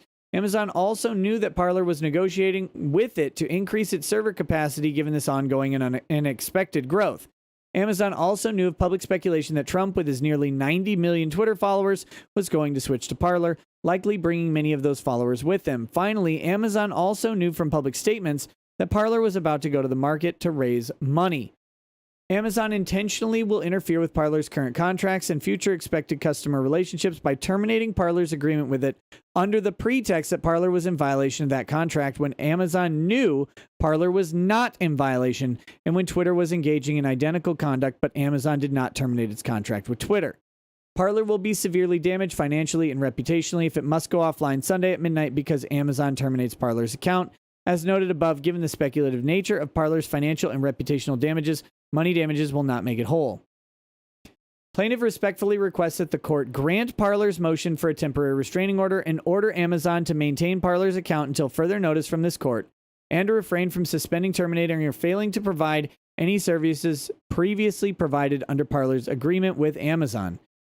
B. Grant Parler damages, including treble damages in an amount to be determined at trial. C. Grant Parler such other relief as the court deems just and proper. Dated January 10th by David Grosbeck. So filed this on, Sunday. Filed on Sunday, but obviously this went ahead and happened. So, yeah, they want the court to bring them back. We'll have to see what the court ends up doing. But there you go. So the really juicy stuff in this lawsuit is that Parler complied with every one of Amazon's demands and Amazon still shut it down. Amazon sent the letter to BuzzFeed before it sent it to Parler by over an hour. Parler had no chance.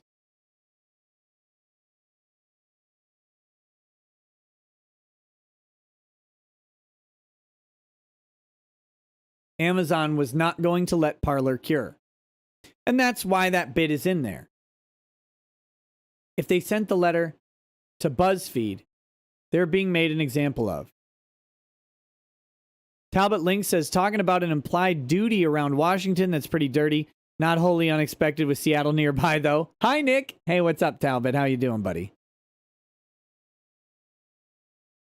All right. That is the Parler lawsuit. I've ranted a lot about Parler tonight, and I don't particularly care about Parler. Like, I have no tie to Parler. I barely have a following on there. I mean, I have something like 15.7 thousand Twitter followers, although that went down. So it might be 0.6, might be back up. I don't know. Somewhere between 15 and 16,000 Twitter followers. But I have, a tenth of that on Parler. However, I was planning to switch to Parler almost exclusively for commentary and stuff, and Twitter would have just been show updates. Like, you know, live stream is going to be on at this time, because I don't like Twitter. Twitter's full of terrible, ugly people. Also, Jack Dorsey doesn't need to be supported in his hoboness. So, I don't care about Parler, though. I'm pointing that out. Like, I wanted to switch to Parler because I don't like Twitter, but I don't particularly care that it's Parler. I didn't have a big presence on Parler. I'd only had like 40 or 50 parlays or something like that. It's irrelevant to me if it's gone. It doesn't change my process really any. But I hate that it's being silenced.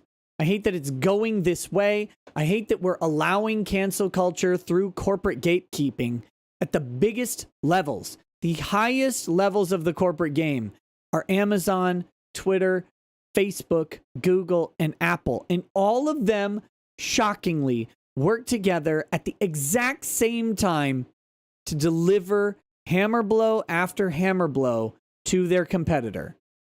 Because of course they did. Of course they did. I have a Minds account. I have one. I forgot the password.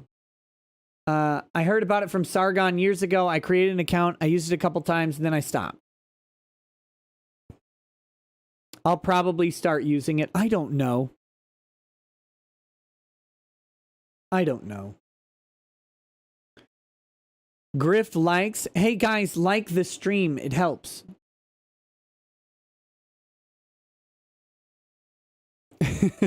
Minds is an alternative platform.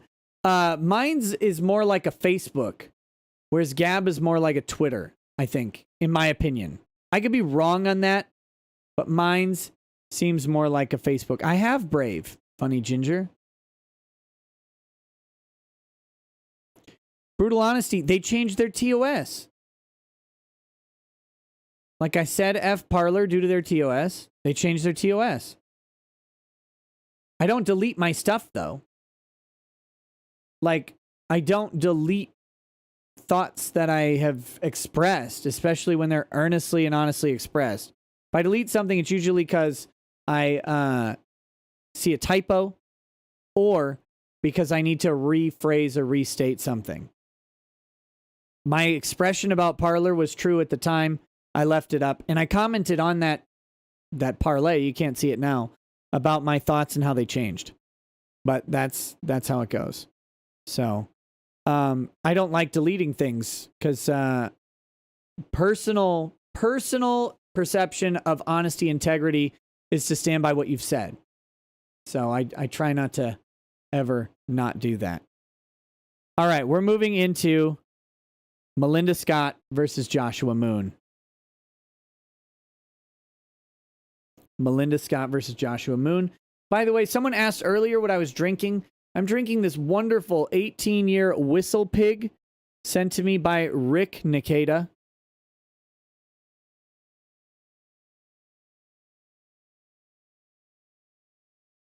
Kill notes. Gab being against porn is fine. The problem is less that Gab is against porn because you can get porn wherever you want. It's more that Andrew Torba is an absolute spurg about people's position on porn and was blocking people for disagreeing with him, which is like, just ignore him, Andrew. Just ignore him.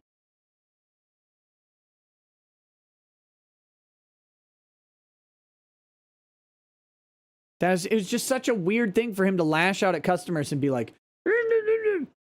anyway.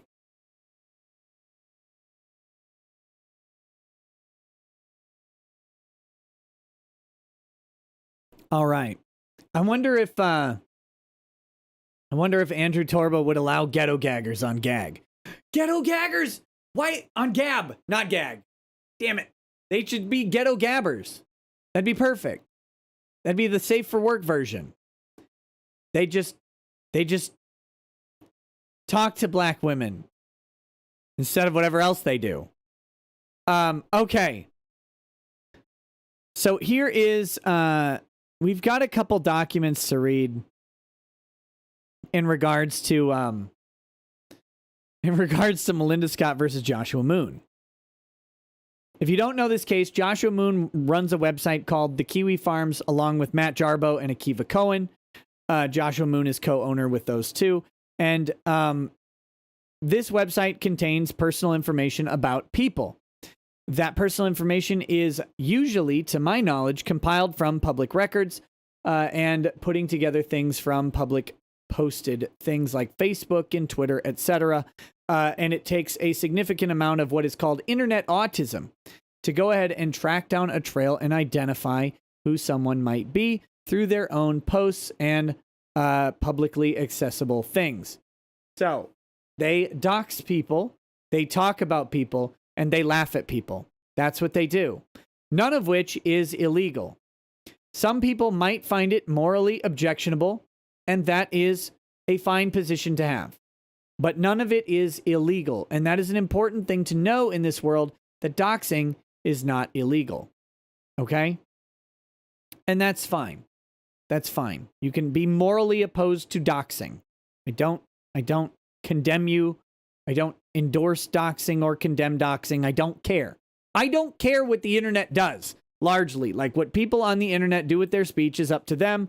If it's illegal, they should be punished for it. If it's not illegal, well, if you don't like it, just tell them they're stupid or something. There you go. But that being said, the personal information of Melinda Scott and her alleged 9 husbands and 37 children, all literally currently hanging from her nipples as she breastfeeds, is published on Kiwi Farms. And as such, she decided the best course of action is to sue Joshua Moon for, I think, the 6th time. Now, the 6th time she has sued him. The first 5 attempts didn't work, but this one's definitely going to, and that is where she is. If this all sounds foreign to you or very strange, consider yourself blessed and maybe tune out now before you get into the true degeneracy of the internet.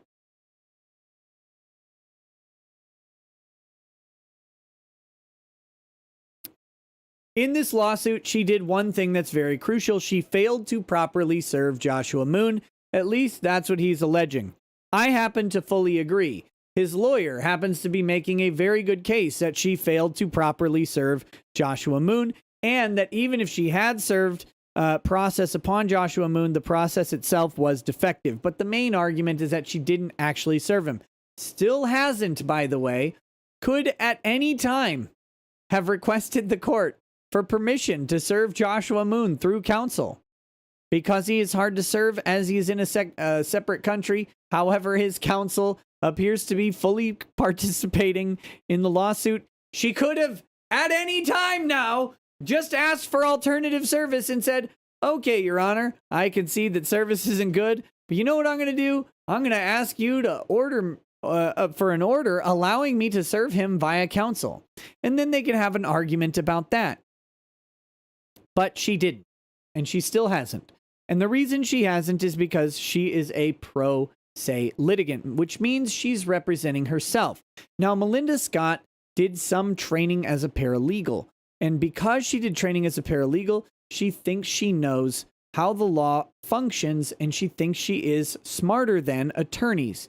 Now, paralegals can be smarter than attorneys. There are dumb attorneys out there, and there are smart paralegals.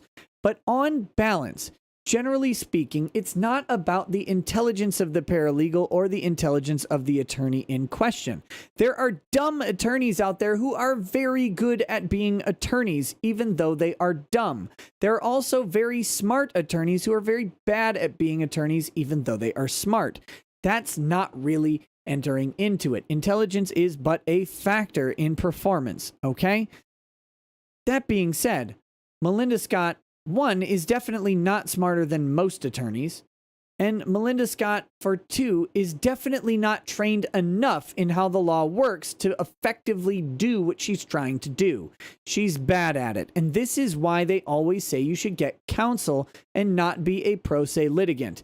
That comes triply true at the federal level when complex rules and procedures spanning from the federal rules of civil procedure to the local rules of the federal district court in where you are appearing all become very, very important very, very quickly. And if you're not familiar with these, you don't know how to read them, and you don't know how to get through them, you will get ruined in court. And as a pro se litigant, you're held to the exact same standards of procedure that a lawyer is. Now, a judge will give you some leniency so long as the spirit of the procedure can be followed, but you do have to follow that procedure. All right?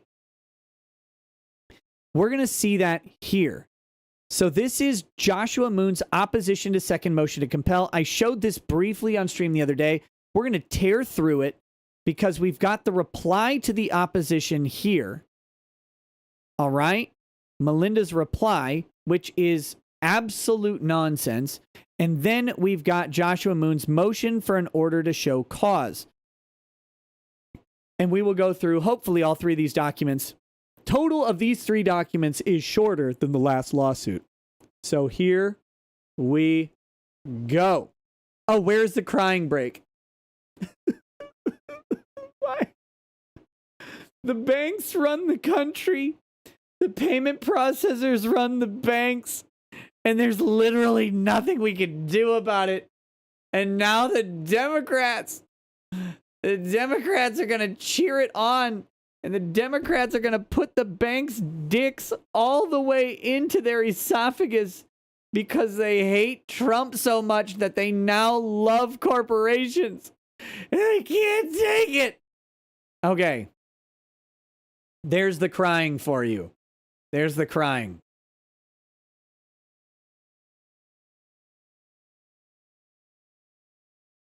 All right.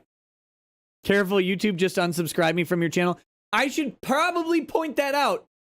You're all on unsubscription watch at all times.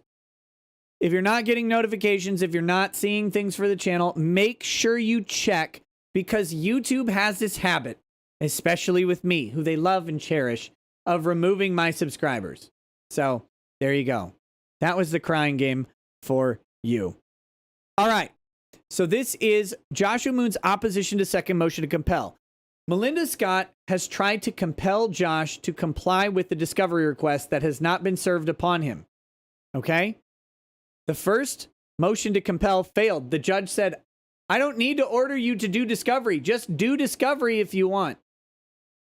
And so then she filed a she I guess told Josh to do the discovery. She still hasn't served him the lawsuit though. And so then she's like, I want discovery. And then he didn't do it. And so now she's filing a second motion to compel. And they're going to tell her again why she's wrong and dumb. They're going to tell her again why she's wrong and dumb. All right? Here we go.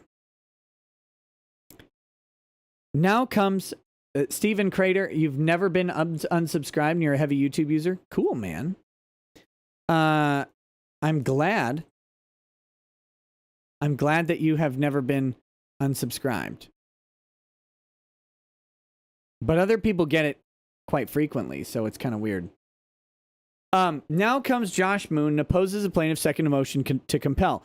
And the reason I'm going through this is because this is why you get counsel. Because Melinda is she's wasting a lot of time here doing fatal errors, and these fatal errors could cost her actual money in a judgment. All right? Defendant Moon previously moved for an extension of time to respond to a substantially similar motion, first motion to compel. That motion was granted. Defendant Moon has also moved for a partial stay, protective order, and other relief. Rather than restate the arguments set forth in that filing and its accompanying memorandum and exhibits, Defendant Moon incorporates that filing by reference here in its entirety. Defendant Moon previously moved for an extension of time to reply to the instant second motion to compel. As of the date of this filing, the defendant's motion has not been ruled upon. As such, and given the imminent expiration of the 14-day period to respond, Defendant Moon feels obligated by Local Civil Rule 11C1 to respond to the plaintiff's second motion. The plaintiff's purported request for production of documents is premature because the defendant was not served with the summons and complaint. Mr. Moon is only obligated to respond to discovery requests 30 days after he is served with a copy of the summons and complaint. As of the date of this filing, the summons and complaint have yet to be served on Mr. Moon. Although it is understandable that Ms. Scott may have made a premature discovery attempt in light of the order entered at docket number 17, Mr. Moon's failure to reply does not constitute a breach of any discovery obligation imposed by the rules of civil procedure. So that's the first thing. You got to serve him before you can send a discovery request. Period. You have to serve him first.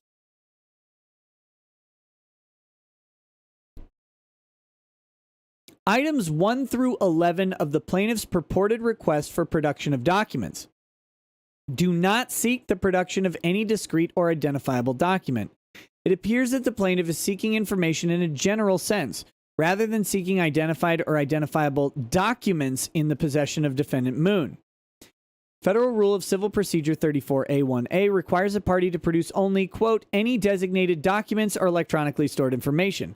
Because the plaintiff has not designated which documents or electronically stored information she wishes to be produced, she is not entitled to relief in the form of a motion to compel. To the extent the plaintiff wishes to pose general queries to the defense, interrogatories are governed by Rule 33. That rule in turn limits the scope and volume of questions that the plaintiff can pose and provides the defendant with various procedural protections. I think you're only allowed 50 interrogatories per defendant. So you get to only ask 50 questions. Now you can have lots of parts in them, but there you go.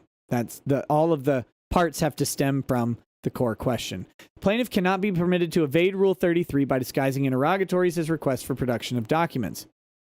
Item 12 of the plaintiff's purported request for production of documents possibly seeks the production of identifiable documents.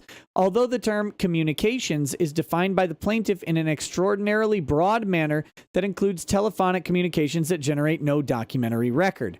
To the extent that the plaintiff does seek documents, however, she seeks all documents exchanged between certain individuals. Such a broad request runs afoul of Federal Rule of Civil Procedure 26B, which states that parties may obtain discovery regarding any non-privileged matter that is relevant and proportional to the needs of the case, and whether the burden or expense of the proposed discovery outweighs its likely benefit.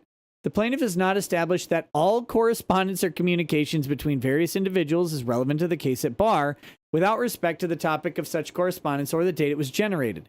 Plaintiff has made no attempt to limit her request to relevant communications or communications which might be produced without the imposition of excessive burdens or invasions of privacy. So this is another area where you need an attorney to help you draft your discovery request. Because if your discovery request says any and all communications between you and person X, well, what if Josh likes to have phone sex with that person? Or what if Josh is sending a bunch of DoorDash deliveries to that person to monitor the Nest Cam that he put in their bedroom so he can sit there and watch while they eat? If that is the case, none of that is relevant to Melinda Scott's claims against Joshua Moon. So you have to have the communications limited to relevant to the case. So limited to the subject of Melinda Scott, limited to the subject of distributing information about Melinda Scott, limited to questions of moderation on the website related to Melinda Scott's personal thread, things like that. And a properly limited discovery request will allow you to get around this. And it will place probably even more burden on the person because it can't just produce everything. They have to produce a tailored response. And if they produce everything, they might be in contempt. And they might have to show cause as to why they shouldn't have to pay your fees for sifting through a bunch of frivolous discovery. You have to be specific with your wording on discovery, even when it is exceptionally broad. And the reason is they don't want you asking for all of the intimate or personal communications of someone if they have nothing to do with the case.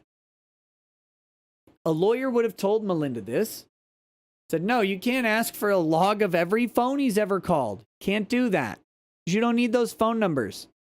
You haven't shown where those phone numbers in any way relate to the defendants, who you can't even name.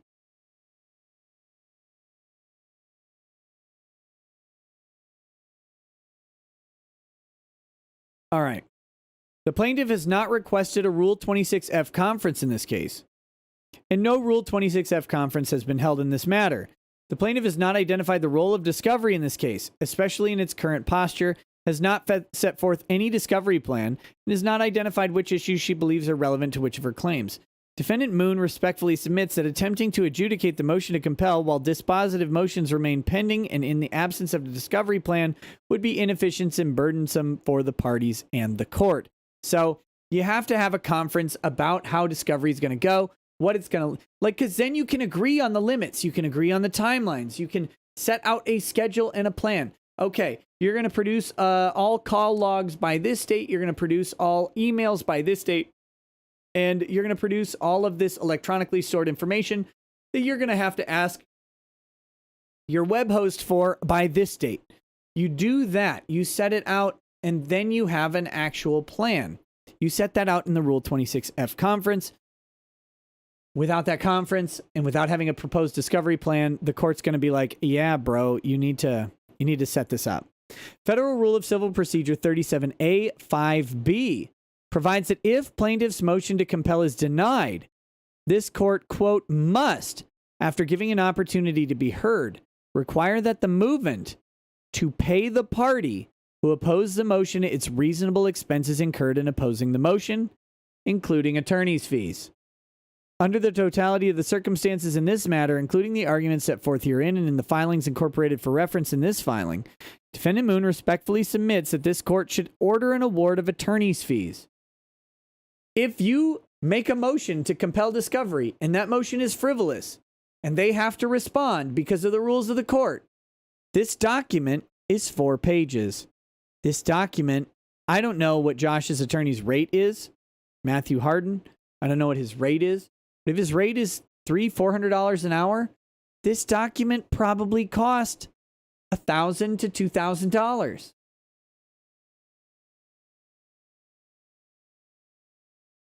And Melinda should have to pay it. Josh shouldn't. So that's where we're at here. All right, so here's the reply to that opposition. Plaintiff's reply. Comes now the plaintiff, pursuant to Local Rule 11C1, and replies to defendant's opposition to her second motion to compel within the 7-day deadline permitted by local rules. The plaintiff's motion to compel is not a request for interrogatories. Yeah, I know, but it should be. Defendant Moon's inference to interrogatories is a dilatory action. Nope. He can't. Melinda! Can't be. It's not a dilatory action if he hasn't been served. You could have remedied all this by just asking the court for alternative service. Said, oh, okay. Sorry, I thought I served him. But if I didn't, let me serve him now. You could have done that, but you didn't. And now you're going to get your case dismissed with prejudice, and you're just going to deserve everything you get.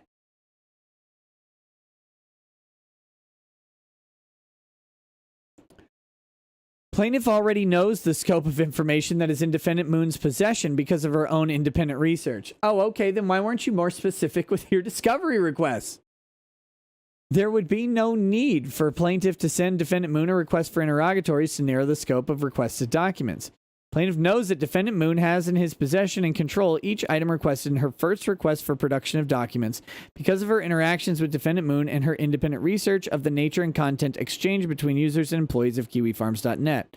Defendant Moon is able to see the dates of sign-up, alias names, email addresses, IPs, geographic location, and employment records of each of the users of KiwiFarms.net. Based on her independent research, Plaintiff Scott has reason to believe that... No, see... You don't actually know this, though. You think you know this, but you should send interrogatories. Because those interrogatories will force Joshua Moon to admit... Again, this is why you have an attorney draft this. An attorney will draft interrogatories that will force Joshua Moon to either admit that he has these things or admit that he doesn't in some way that's embarrassing or damaging to him. That's why you draft the interrogatories. That's why they're there.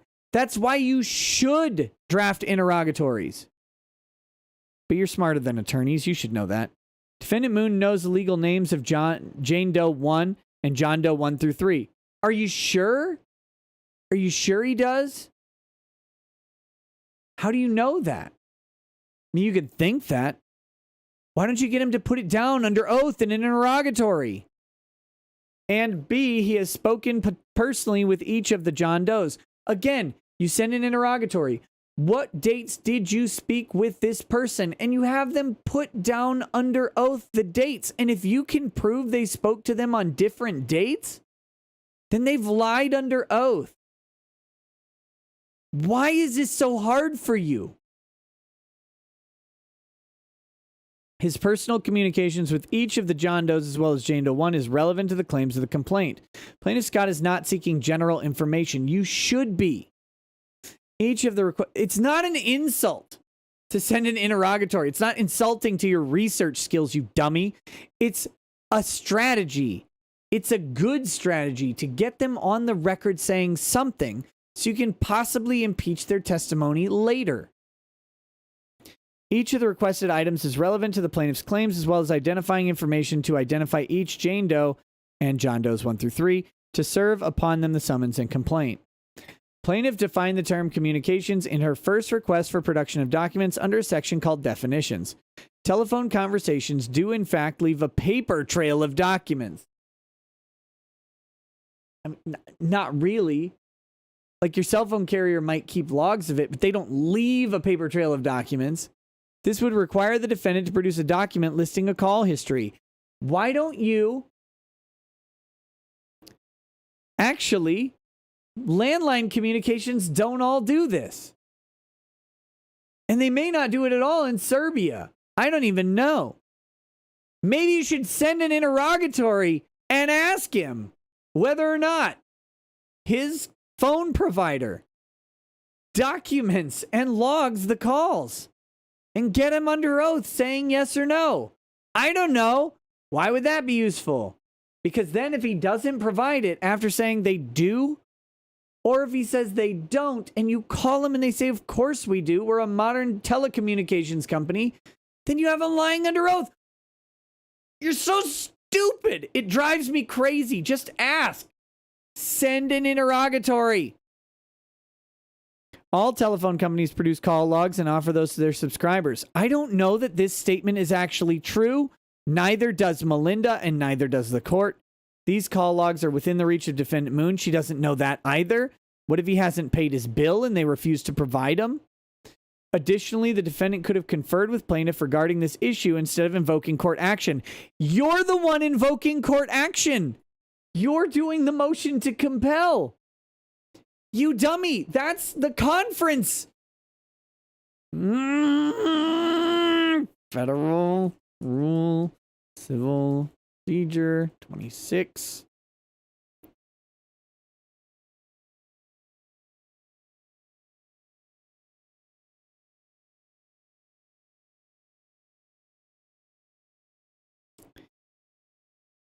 Conference of the parties planning for discovery. Federal Rule of Civil Procedure 26F. Conference timing. Conference content. Parties' responsibilities. In conferring, the parties must consider the nature and basis for their claims and defenses and the possibility for promptly settling or resolving the case. Make or arrange for the disclosures required by Rule 26A1. Discuss any issues about preserving discoverable information and develop a proposed discovery plan. The attorneys of record and all unrepresented parties that have appeared in the case are jointly responsible for arranging the conference, for attempting in good faith to agree on the proposed discovery plan, and for submitting to the court within 14 days after the conference a written report outlining the plan. Court may order the parties or attorneys to attend the conference in person. Discovery plan must state the parties' views and proposals on what changes should be made in the timing form requirement of disclosures under 26A, including a statement of when initial disclosures will be made or were made or will be made. B, the subjects on which discovery may be needed, when discovery should be completed, and whether discovery should be conducted in phases or be limited to or focused on a particular issue. C, any issues about disclosure, discovery, or preservation. This is what the freaking conference is for, you. I'm calm. I'm calm, okay? I'm calm.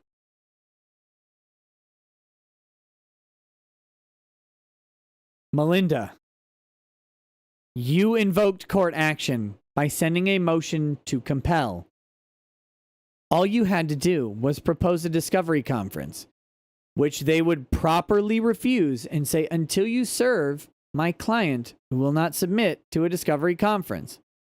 Let's get the service issue out of the way. But now you filed 2 frivolous motions to compel. It is not financially burdensome for Defendant Moon to compile the information. Have you asked? Defendant Moon operates KiwiFarms.net as a for-profit business. Probably. I don't think it works very well as a for-profit business. Not a charity. No! You take that back, you liar. You liar. Kiwi Farms is not a for-profit business. Kiwi Farms is a charity. It is a pro-autism charity. How dare you? He is generating additional income from his users to pay for his litigation expenses. Much of that's separate from this. That has nothing to do with KiwiFarms.net. That is a crowdfunding for third-party payment of legal funds. It has nothing to do with Kiwi Farms as a profitability issue. Much of the information in his possession is stored electronically within his privately owned electronic databases. You assume, did you get that down in an interrogatory? Additionally, as a business, he is very likely to have paper documents. Very likely isn't for sure. Paper documents of several of the items requested. Transferring the electronically stored information to printable documents and mailing it to the plaintiff is not financially burdensome for Defendant Moon. How do you know? How much does it cost to mail shit from Serbia? I assume it's expensive. Plaintiff is not responsible for Defendant Moon's attorney's fees, which were prompted by her filing her motion to compel. Actually, under the rule, you may be. This court permitted Plaintiff Scott to proceed with discovery. Rule 37A5B states the court must not order this payment if the motion was substantially justified or other circumstances make an award of expenses unjust. Again, you have to serve him initially for discovery to be justified. Plaintiff Scott's motion to compel was substantially justified. It was based on following the rules and court orders, except for service of process. It was briefed adequately. Nope. With substantial facts and case law to support the motion to compel. Nope. Additionally, an award of attorney's fees would be unjust on several counts. On one count, if plaintiff made efforts to obtain the information without court action. On a second count, the plaintiff has followed every rule of order of this court. Now, I don't know if the court actually will issue the will rule in favor of Josh on fees there, but they should, because this is frivolous bullshit by Melinda. Period. That's it. That's why they should do it. It's completely frivolous. It's nonsensical. It's not founded in law. All right, so here is Joshua Moon's motion for an order to show cause. This is the other thing that has happened here, and I think this is related to the discovery request. But let's just go ahead and read it. Tech Bun, yes, we did the Parler lawsuit earlier. About 40 minutes into the stream, we started the Parler lawsuit in earnest. Although I ranted about Parler for about 10-15 minutes before that. So may want to check about half hour into the stream, 25 minutes. I don't know. All right, Joshua Moon's motion for an order to show cause.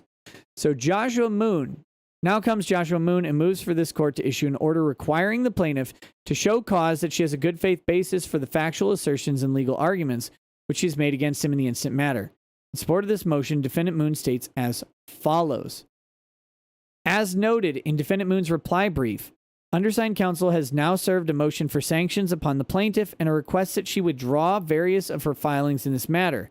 That motion is not yet filed and will not be filed until 21 days following service have elapsed. Okay. So there we go. This motion, however, is not a motion for sanctions and is not filed pursuant to Federal Rule of Civil Procedure 11C2. Instead, this is a motion for an order to show cause, in which Mr. Moon asks his court to require the plaintiff produce any evidence or indicia of her good faith so that Defendant Moon and the court itself can determine whether to proceed under Federal Rule of Civil Procedure 11C2 or 11C3. These are sanctions against Melinda. Let me take a look at what those are. Federal Rules of Civil Procedure 11C 2 and 3.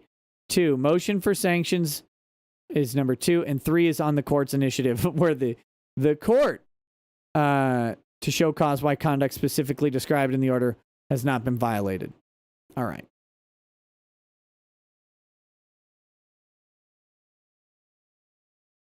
Here we go. Upon receipt of Mr. Moon's proposed motion for sanctions and correspondence from undersigned counsel, in which he requested that Ms. Scott withdraw various of her filings, the plaintiff replied by declining to state any good faith basis for various factual allegations in her complaint or other filings. Specifically, Ms. Scott stated, quote, "You claim that I did not make inquiry into Mr. Moon's involvement in the affairs I describe in my complaint. That is not correct. I also am aware that I am not legally obligated to disclose my exhibits to you at this time. I do not have to participate in interrogatories, requests for admissions, and discovery requests from you unless the default is overturned. Whatever your motive is for expecting me to not speak up for or defend myself is irrelevant, but I will not sit down in silence. I am not a doormat, and I will exhaust every legal option I have for holding Mr. Moon accountable for his actions." This is a strong woman. Patriarchy BTFO'd.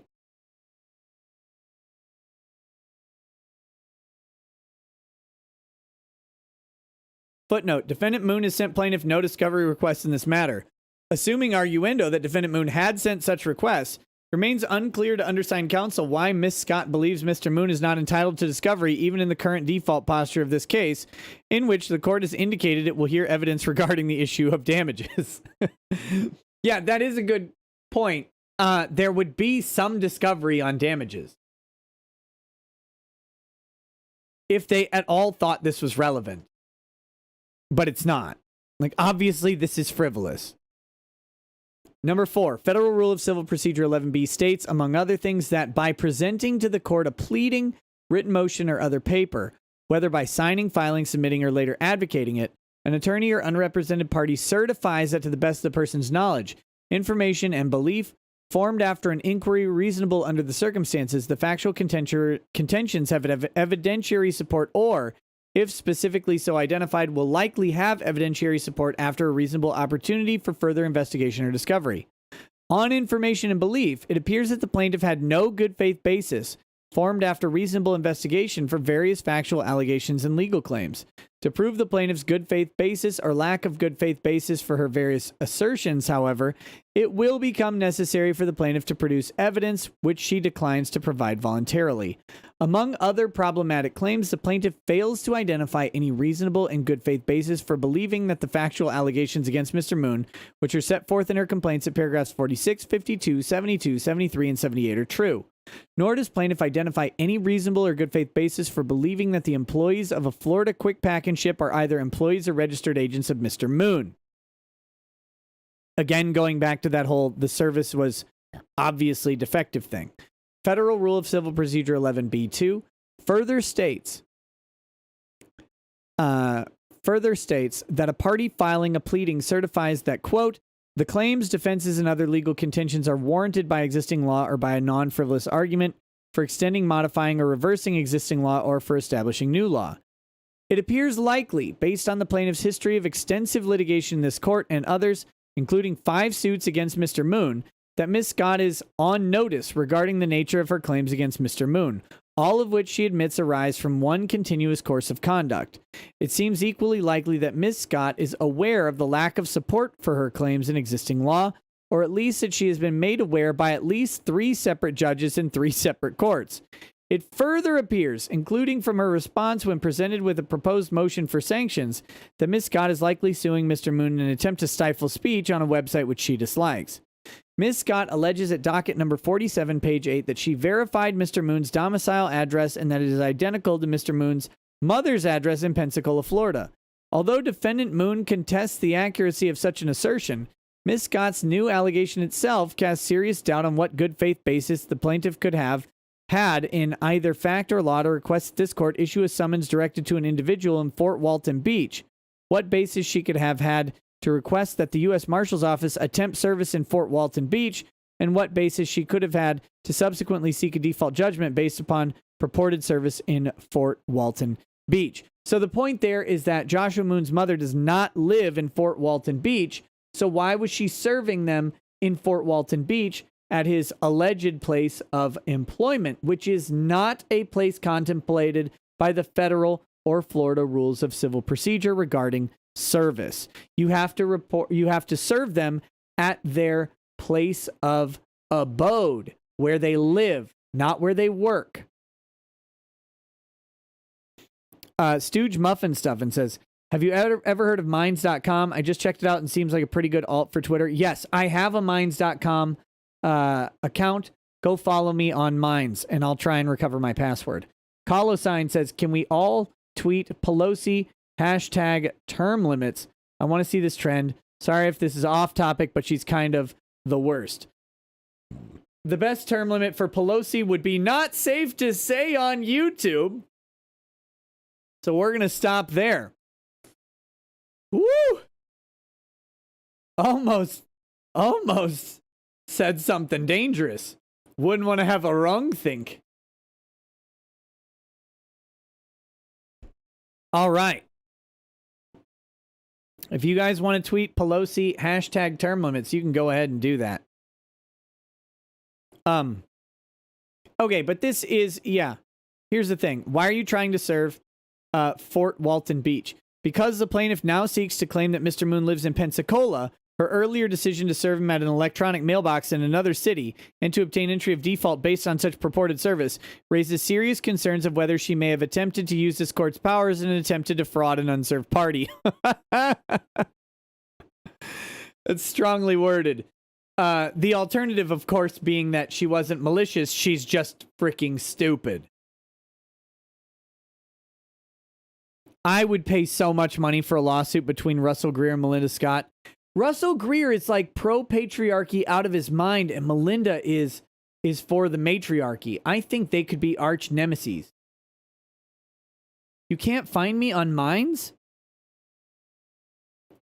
I'll go find it. It might be under Nick Rekieta. Okay, wherefore Mr. Moon moves that this court enter an order requiring Miss Scott to show cause. What reasonable or good faith basis she had for the factual allegations she has made against Mr. Moon in paragraphs 46, 52, 72, 73, and 78 of her complaint. What reasonable or good faith basis she had for believing that employees of a Florida quick pack and ship are either employees or registered agents of Mr. Moon as alleged in docket number 47. And what basis she had for any belief that her legal contentions are warranted by existing law or by a non-frivolous argument for extending, modifying, or reversing existing law or for establishing new law as set forth in Federal Rule of Civil Procedure 11b2, and what basis she had for asserting that she was entitled to entry of default in this matter based on service in Fort Walton Beach. Damn. I like this guy. Matthew Harden. Seems like a good dude. Very solid. Very thorough attorney. And, it's why we're required by our ethical obligations to suggest that people be represented by an attorney and not be pro se litigants. We're required by our ethical obligations to suggest that to people for a reason. You can do a lot of reading and you might be able to be up and up on the code, up and up on the rules.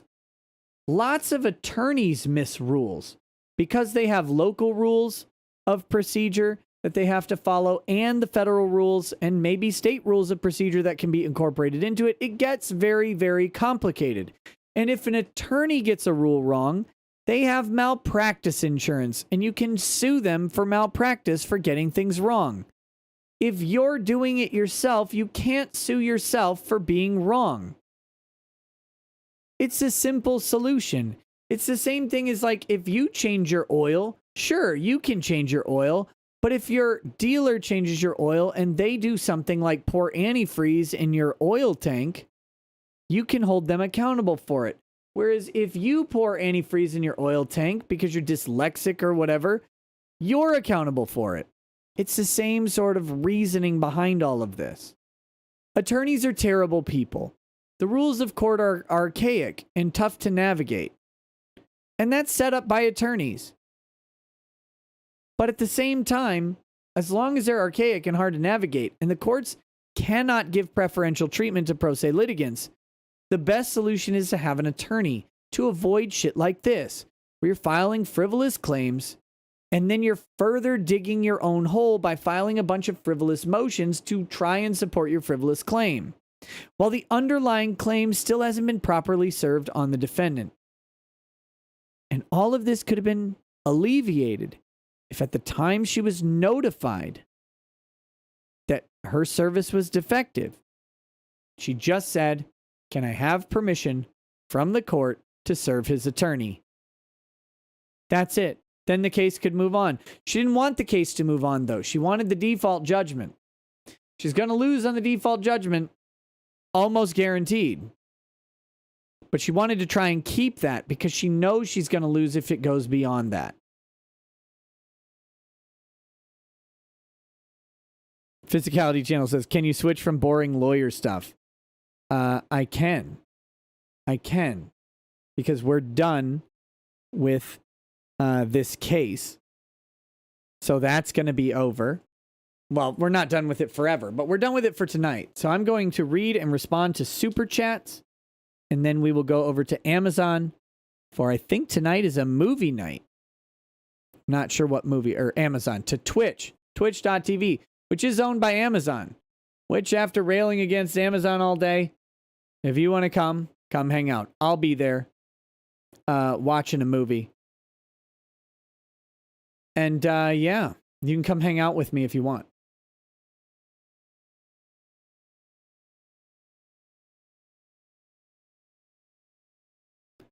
Let's talk about your microphone. No. I've got the message back up. I know you hate the audio. I'll change it later. All right. So here we go. We're going to read the chats and then go to Twitch for some thoughtery. You're not on Minds? Maybe my Minds account got deleted. That's possible. Will you watch Amazon Riders? I don't know.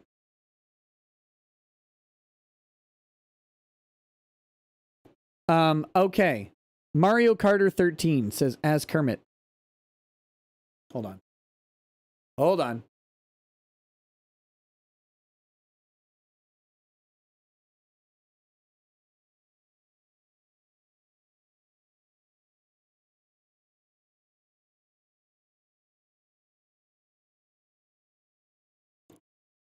Kermit says, it's an absolute travesty that the first female president won't have female soldiers to Yas Queen slay. That's why I'm drafting Miss Piggy. If she won't make the sandwich, she'll become the sandwich. Bring home the bacon. Hashtag Kamala Commandos. Night of Hope X says, do you trust $2? The audio is ass. It has a crackly quality that is peaking my headset audio. Whatever you change it back. The interesting thing is the audio levels on this are lower than what they were. So like the fact that people are saying it's peaking is weird because they're significantly lower on the highs than they were before. So I don't know. Yeah. It's weird. Night of Hope X says, you can also kick yourself in the balls for changing your audio. I mean, you did this. Remember that? Lol. Yeah. I'll fix it. I kind of liked it, but you know.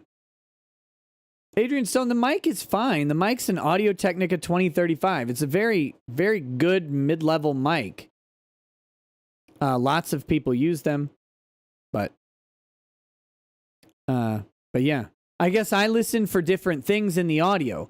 You got to remember, guys, that I hear me differently than you hear me. And so I probably want a different sound out of my audio than you guys are used to. You are on Minds. You are Nick Rec. Hey, thank you. There we are. Nick Rec on Minds. So I'll get that changed over to Ricada Law or something soon. Anthony James sent me a tweet, says, in case you still haven't seen it, I promise it's not porn. It's just 48 seconds of Alex Jones unleashing his male vitality on QAnon. Do we want to listen to that?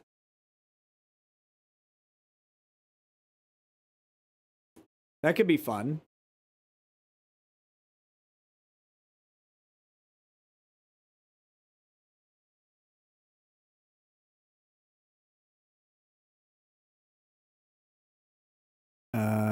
Here we go.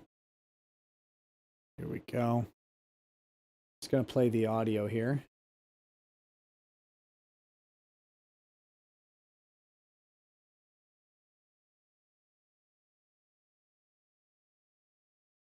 All right. Here is Alex Jones on QAnon. Whoop, damn it. I got the wrong audio. Hold on one second. All right, here we go. We got Alex Jones on QAnon. He broke all that. We know that. I'm saying Q tells us stuff and all of it's lies, is what I'm saying. You keep interrupting me. Because you're lying. Because you're full of shit. That's why. Because every goddamn thing out of you people's mouths doesn't come true. And it's always, oh, there's energy, and oh, now we're done with Trump. You said he was the Messiah. You said he was invincible. You said it was all over. They were all going to Gitmo. Now, oh, he's part of a larger thing of Q. I will not suffer your Q people after this. I knew what you were day one, and I know what you are now, and I'm sick of it. I'm sick of all these witches and warlocks and pumpkin popsums and everything. Oh, God. Sorry. Bye-bye, Q. I can't talk to you anymore. Jesus, Lord help me. Oh. He broke off. Oh, man.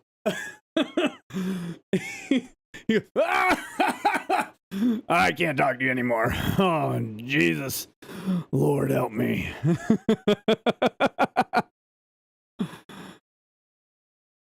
Oh, you gotta love Alex Jones. He's great. You gotta love it. Here we go. Rodimus, wait, I read that one. Knight of Hopex says, where does that hope come from? What avenue or strategy do you foresee leading back to stability and civility? Elaborate. No, that's why it's hope and not a plan. Hope comes from not faith, a longing against odds. Hope is hope. You hope things will be better. In the face of evidence, in the face of everything, you just hope. Sometimes that's what you hold on to. Hope doesn't have the plan. Hope is the thing that when a plan doesn't exist.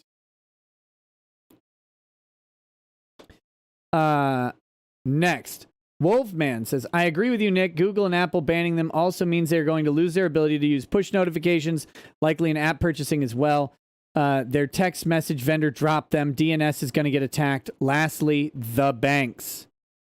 Box of Cocks says, hey, Nikki, I don't usually donate to streams. Hey, thank you. But I really needed to say, please, for the love of all that is holy, consider making a BitChute account or something similar before YouTube decides to cast Yeetus, delete us on your channel. Peace, brother. Hey, thanks. I am working on it. I'm working on picking the right one. Silky Johnson says, Nick, when will these assholes learn, like the rhinos or the business owners or any of them, that once you take the commie cock and cuck, it's never enough. No matter what you do, you will sit there. Eye contact, no teeth, and you'll still be banished. Morons. Yes. You cannot ever apologize for what someone else does. You cannot capitulate to their demands because it won't be enough. Trump is, in a way, trying to do that right now. It kind of looks like he's doing that. He's kind of walking back statements. He talked to Mike Pence today. Ivanka is going to attend the inauguration. Trump is talking about this stuff needing to end or whatever. It won't be enough. He may be going into personal defensive mode. It won't be enough. I'm telling Trump, it won't be enough. They hate you. They hate you. They want you dead. They want Trump to die. They want to make that death occur. They want him to be an object lesson for everyone else. And the reason they want to do that is because they don't want another Trump ever again.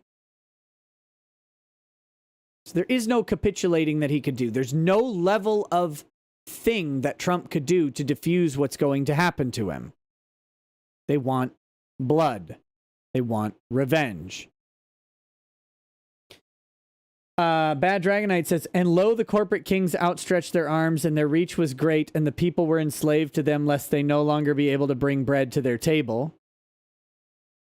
Poor Man says, if the federal level can't reform Section 230, can the state level pass a law to help protect small tech company on free speech?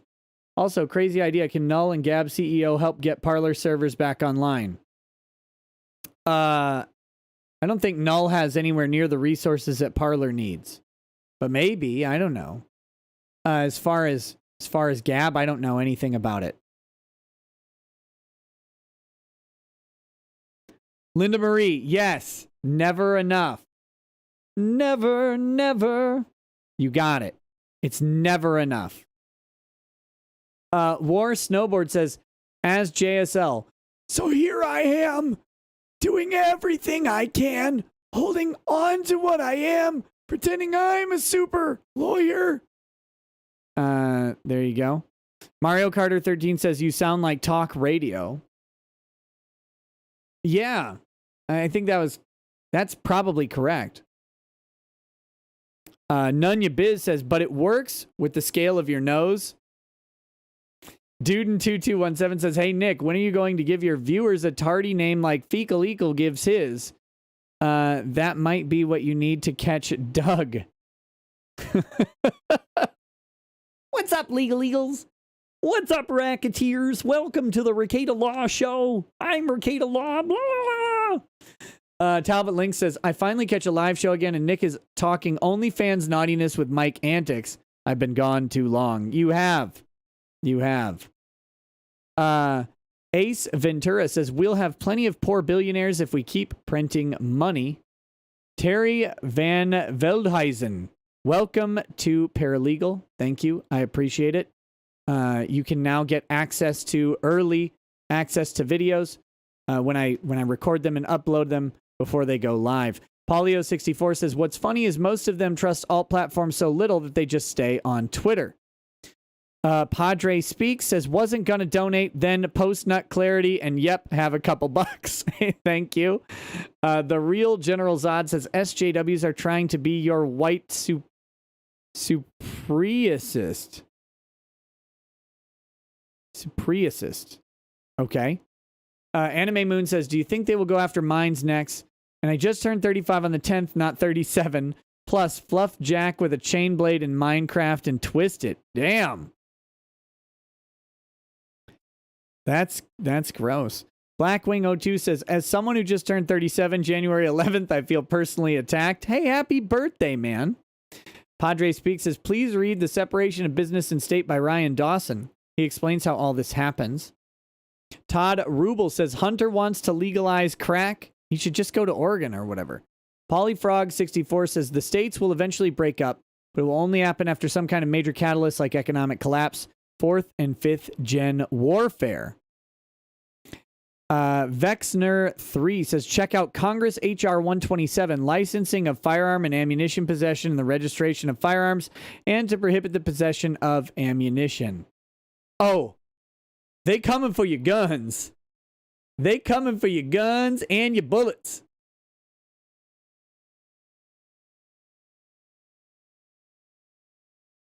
They coming for them. I Hate Yankee says, Texas will secede because the TNM has been laying the groundwork for years. Also, would you be willing to try and get Tariq Nasheed on with Drexel? Oh, I would love to have Tariq Nasheed on with Drexel. I think that would be a great discussion. Very productive. Amateur Ant says, got rid of my Amazon, Alphabet, and Crapbook stocks earlier today. Made $10,000 over 2 years. F them. They are true communists with the Dems and some Republicans.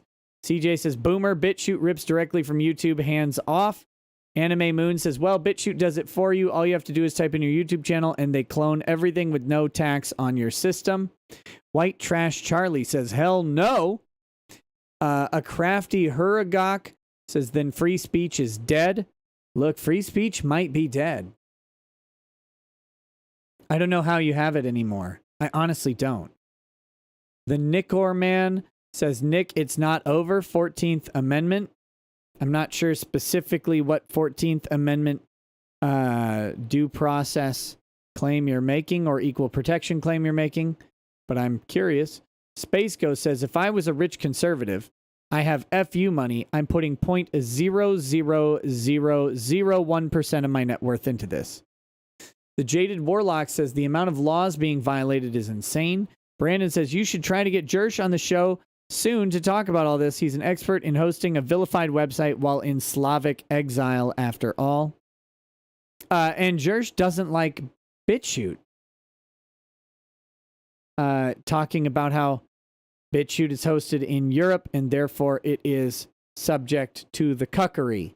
So I don't know. Should I have him on? Because then he's going to tell me not to be on BitChute. Mario Carter 13 says, if you want to throw money at a hole, try OnlyFans. Vexner 3 says, Shapiro called January 6th the worst terrorist attack since 9/11, comparing thousands dead, trying to lull us into submission when we should be anything but right now. Whatever you think about the 1/6 events, the optics on them are terrible. Terrible.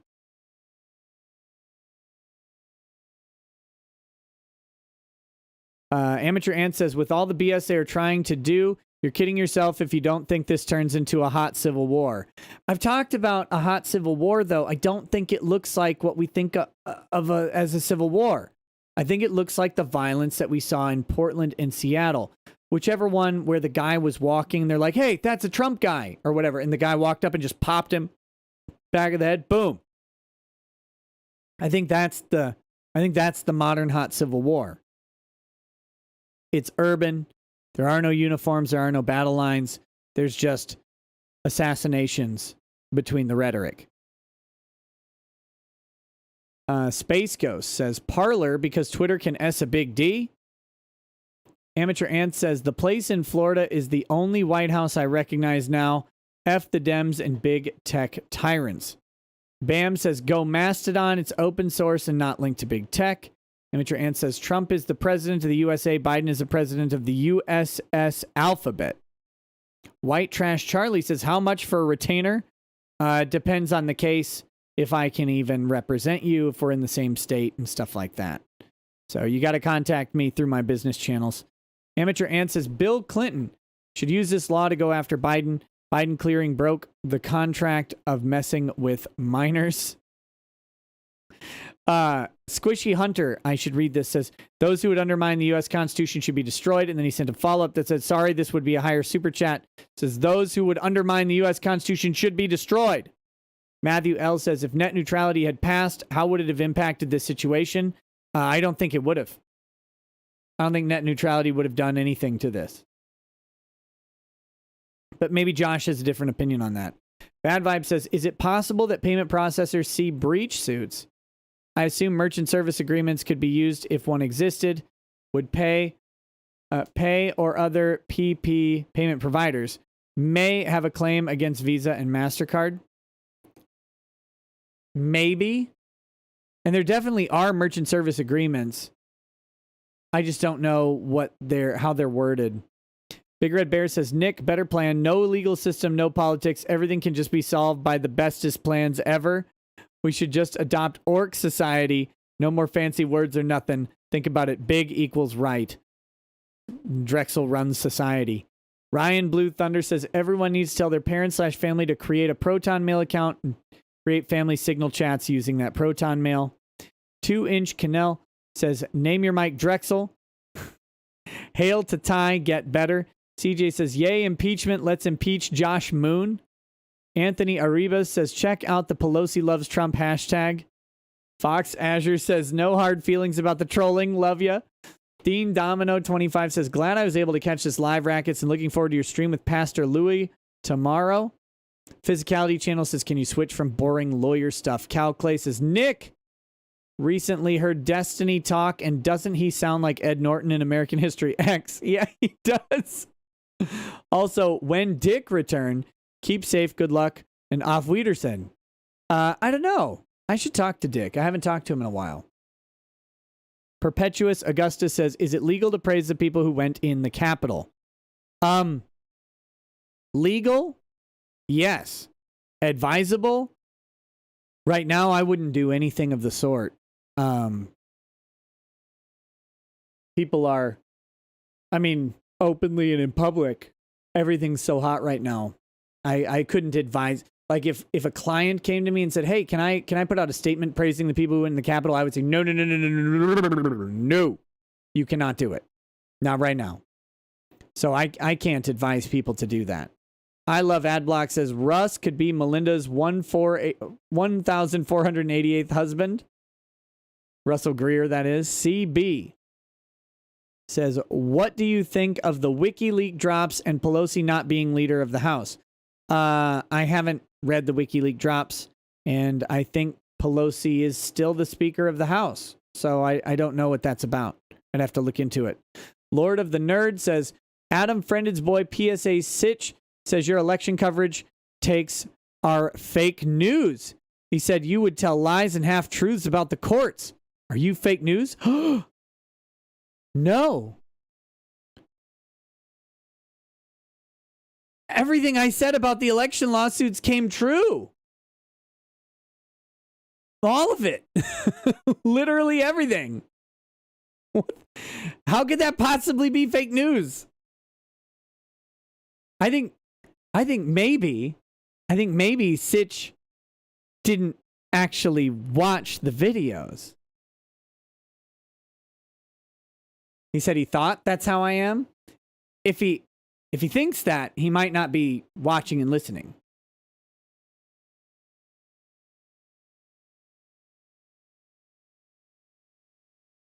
But I don't know.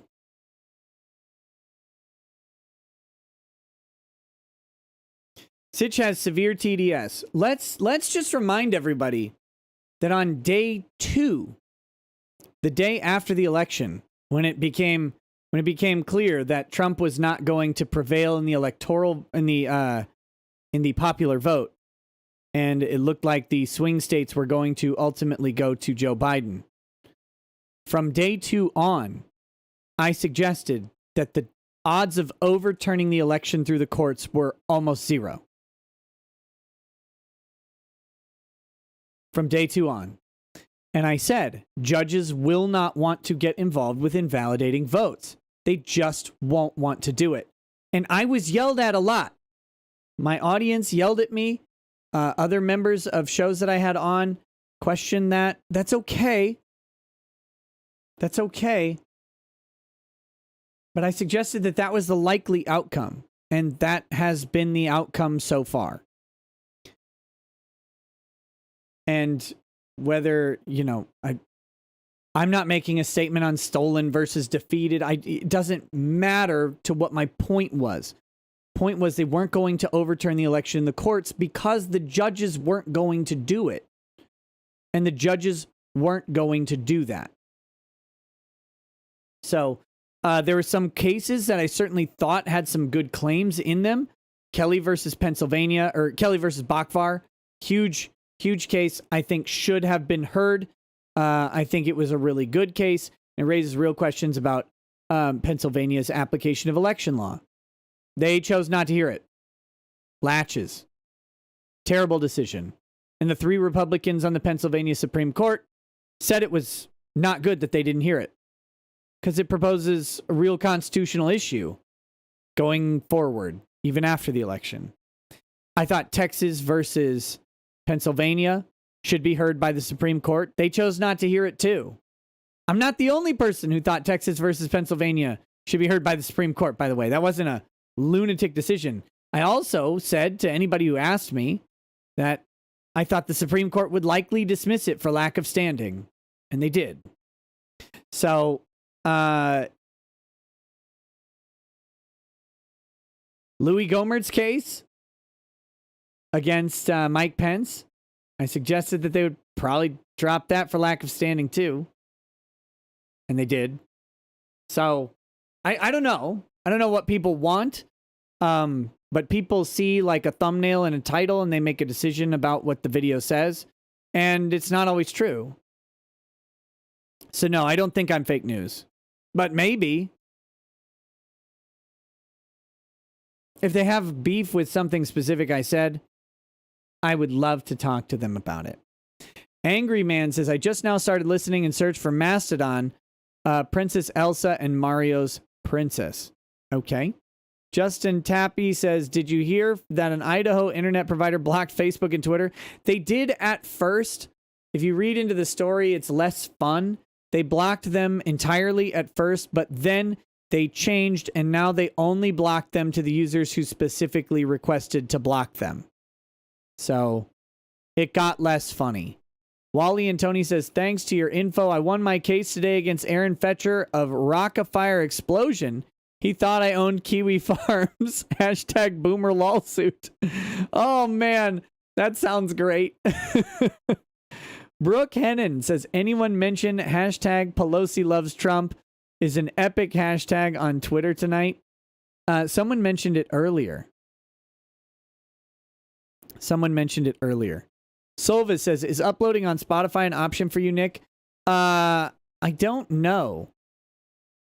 I mean, it's an option. I used to have podcast uploads, and I haven't done them in a while, and I may re-implement them. I have to change. Like, I have to reach out to Google directly to get the Google podcast feed pointed to the right RSS feed. It's a mess. It's stupid. Sebastian Anon says, bring on Josh to talk about decentralized social media. Thinking Libertarian says, would you upload to Vistacast? I'm trying to rival YouTube. I don't know what Vistacast is, but maybe. Amateur Ant says, Patriots will go after big tech to stop the propaganda, then after the rest soon, in my opinion. And Angry Baneling says, Nick, here are some of your favorite phrases. I'm not crying, you're crying. I did a thing. The struggle is real. Adulting. Fur babies. You're welcome. You know what, Angry Baneling? This. Carnicle Blackburn says, if you want a look into the future of America, Google the Troubles plus Ireland. Okay. And finally, Knight of Hopex says, hope isn't a principle. It's actually a flaw in English. You can say you hope for an outcome, but if there's no way to pursue it, then it can't guide action. Empty wishful hoping is only useful as a final resort against despair. Arguably not even then. I disagree.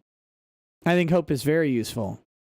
And there's a great president, the greatest president of all time, who wrote a book that maybe you should read. It's called The Audacity of Hope. And I think it might better inform your opinion, you bigot. All right, guys. All right. That is the show for tonight. We will pop over.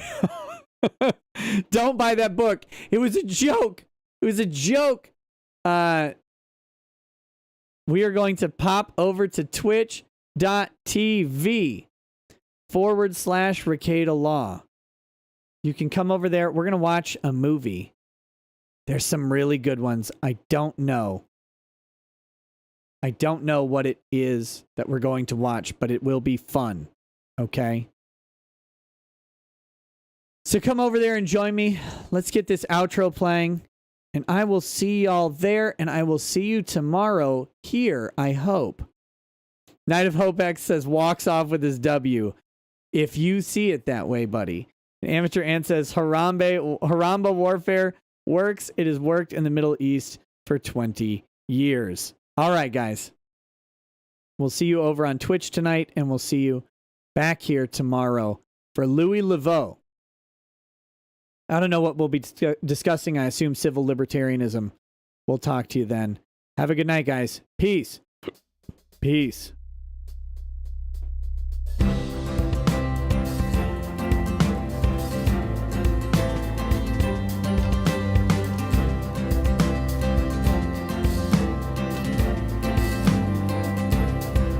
Oh, he drinks a fair bit, but you realize that it just helps get his noggin jogging along. With his glass by his side and his kids asleep tight, we'll hear some law-splaining tonight.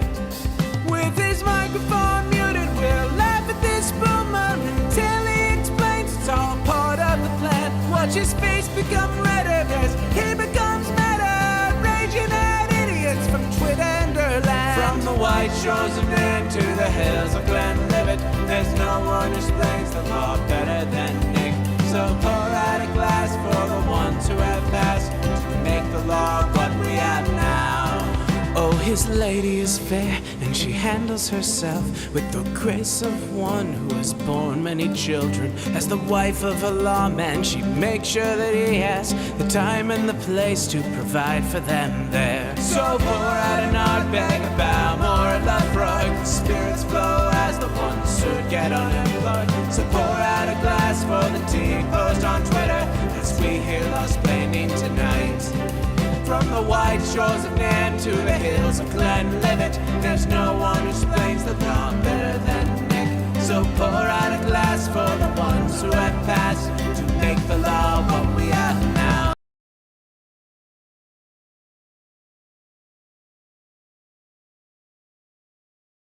But the reason we're here and I muted the wrong one.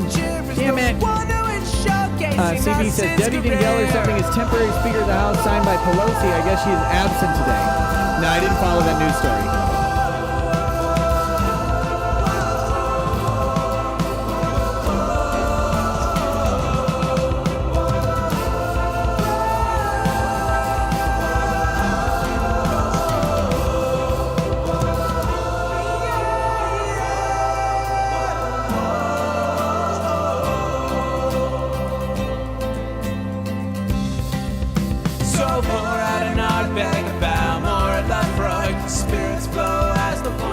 Get unemployed. So pour out a glass for the tea post on Twitter as we hear Lost Planning tonight. From the white shores of Nam to the hills of Glenlivet, there's no one who explains the law better than Nick. So pour out a glass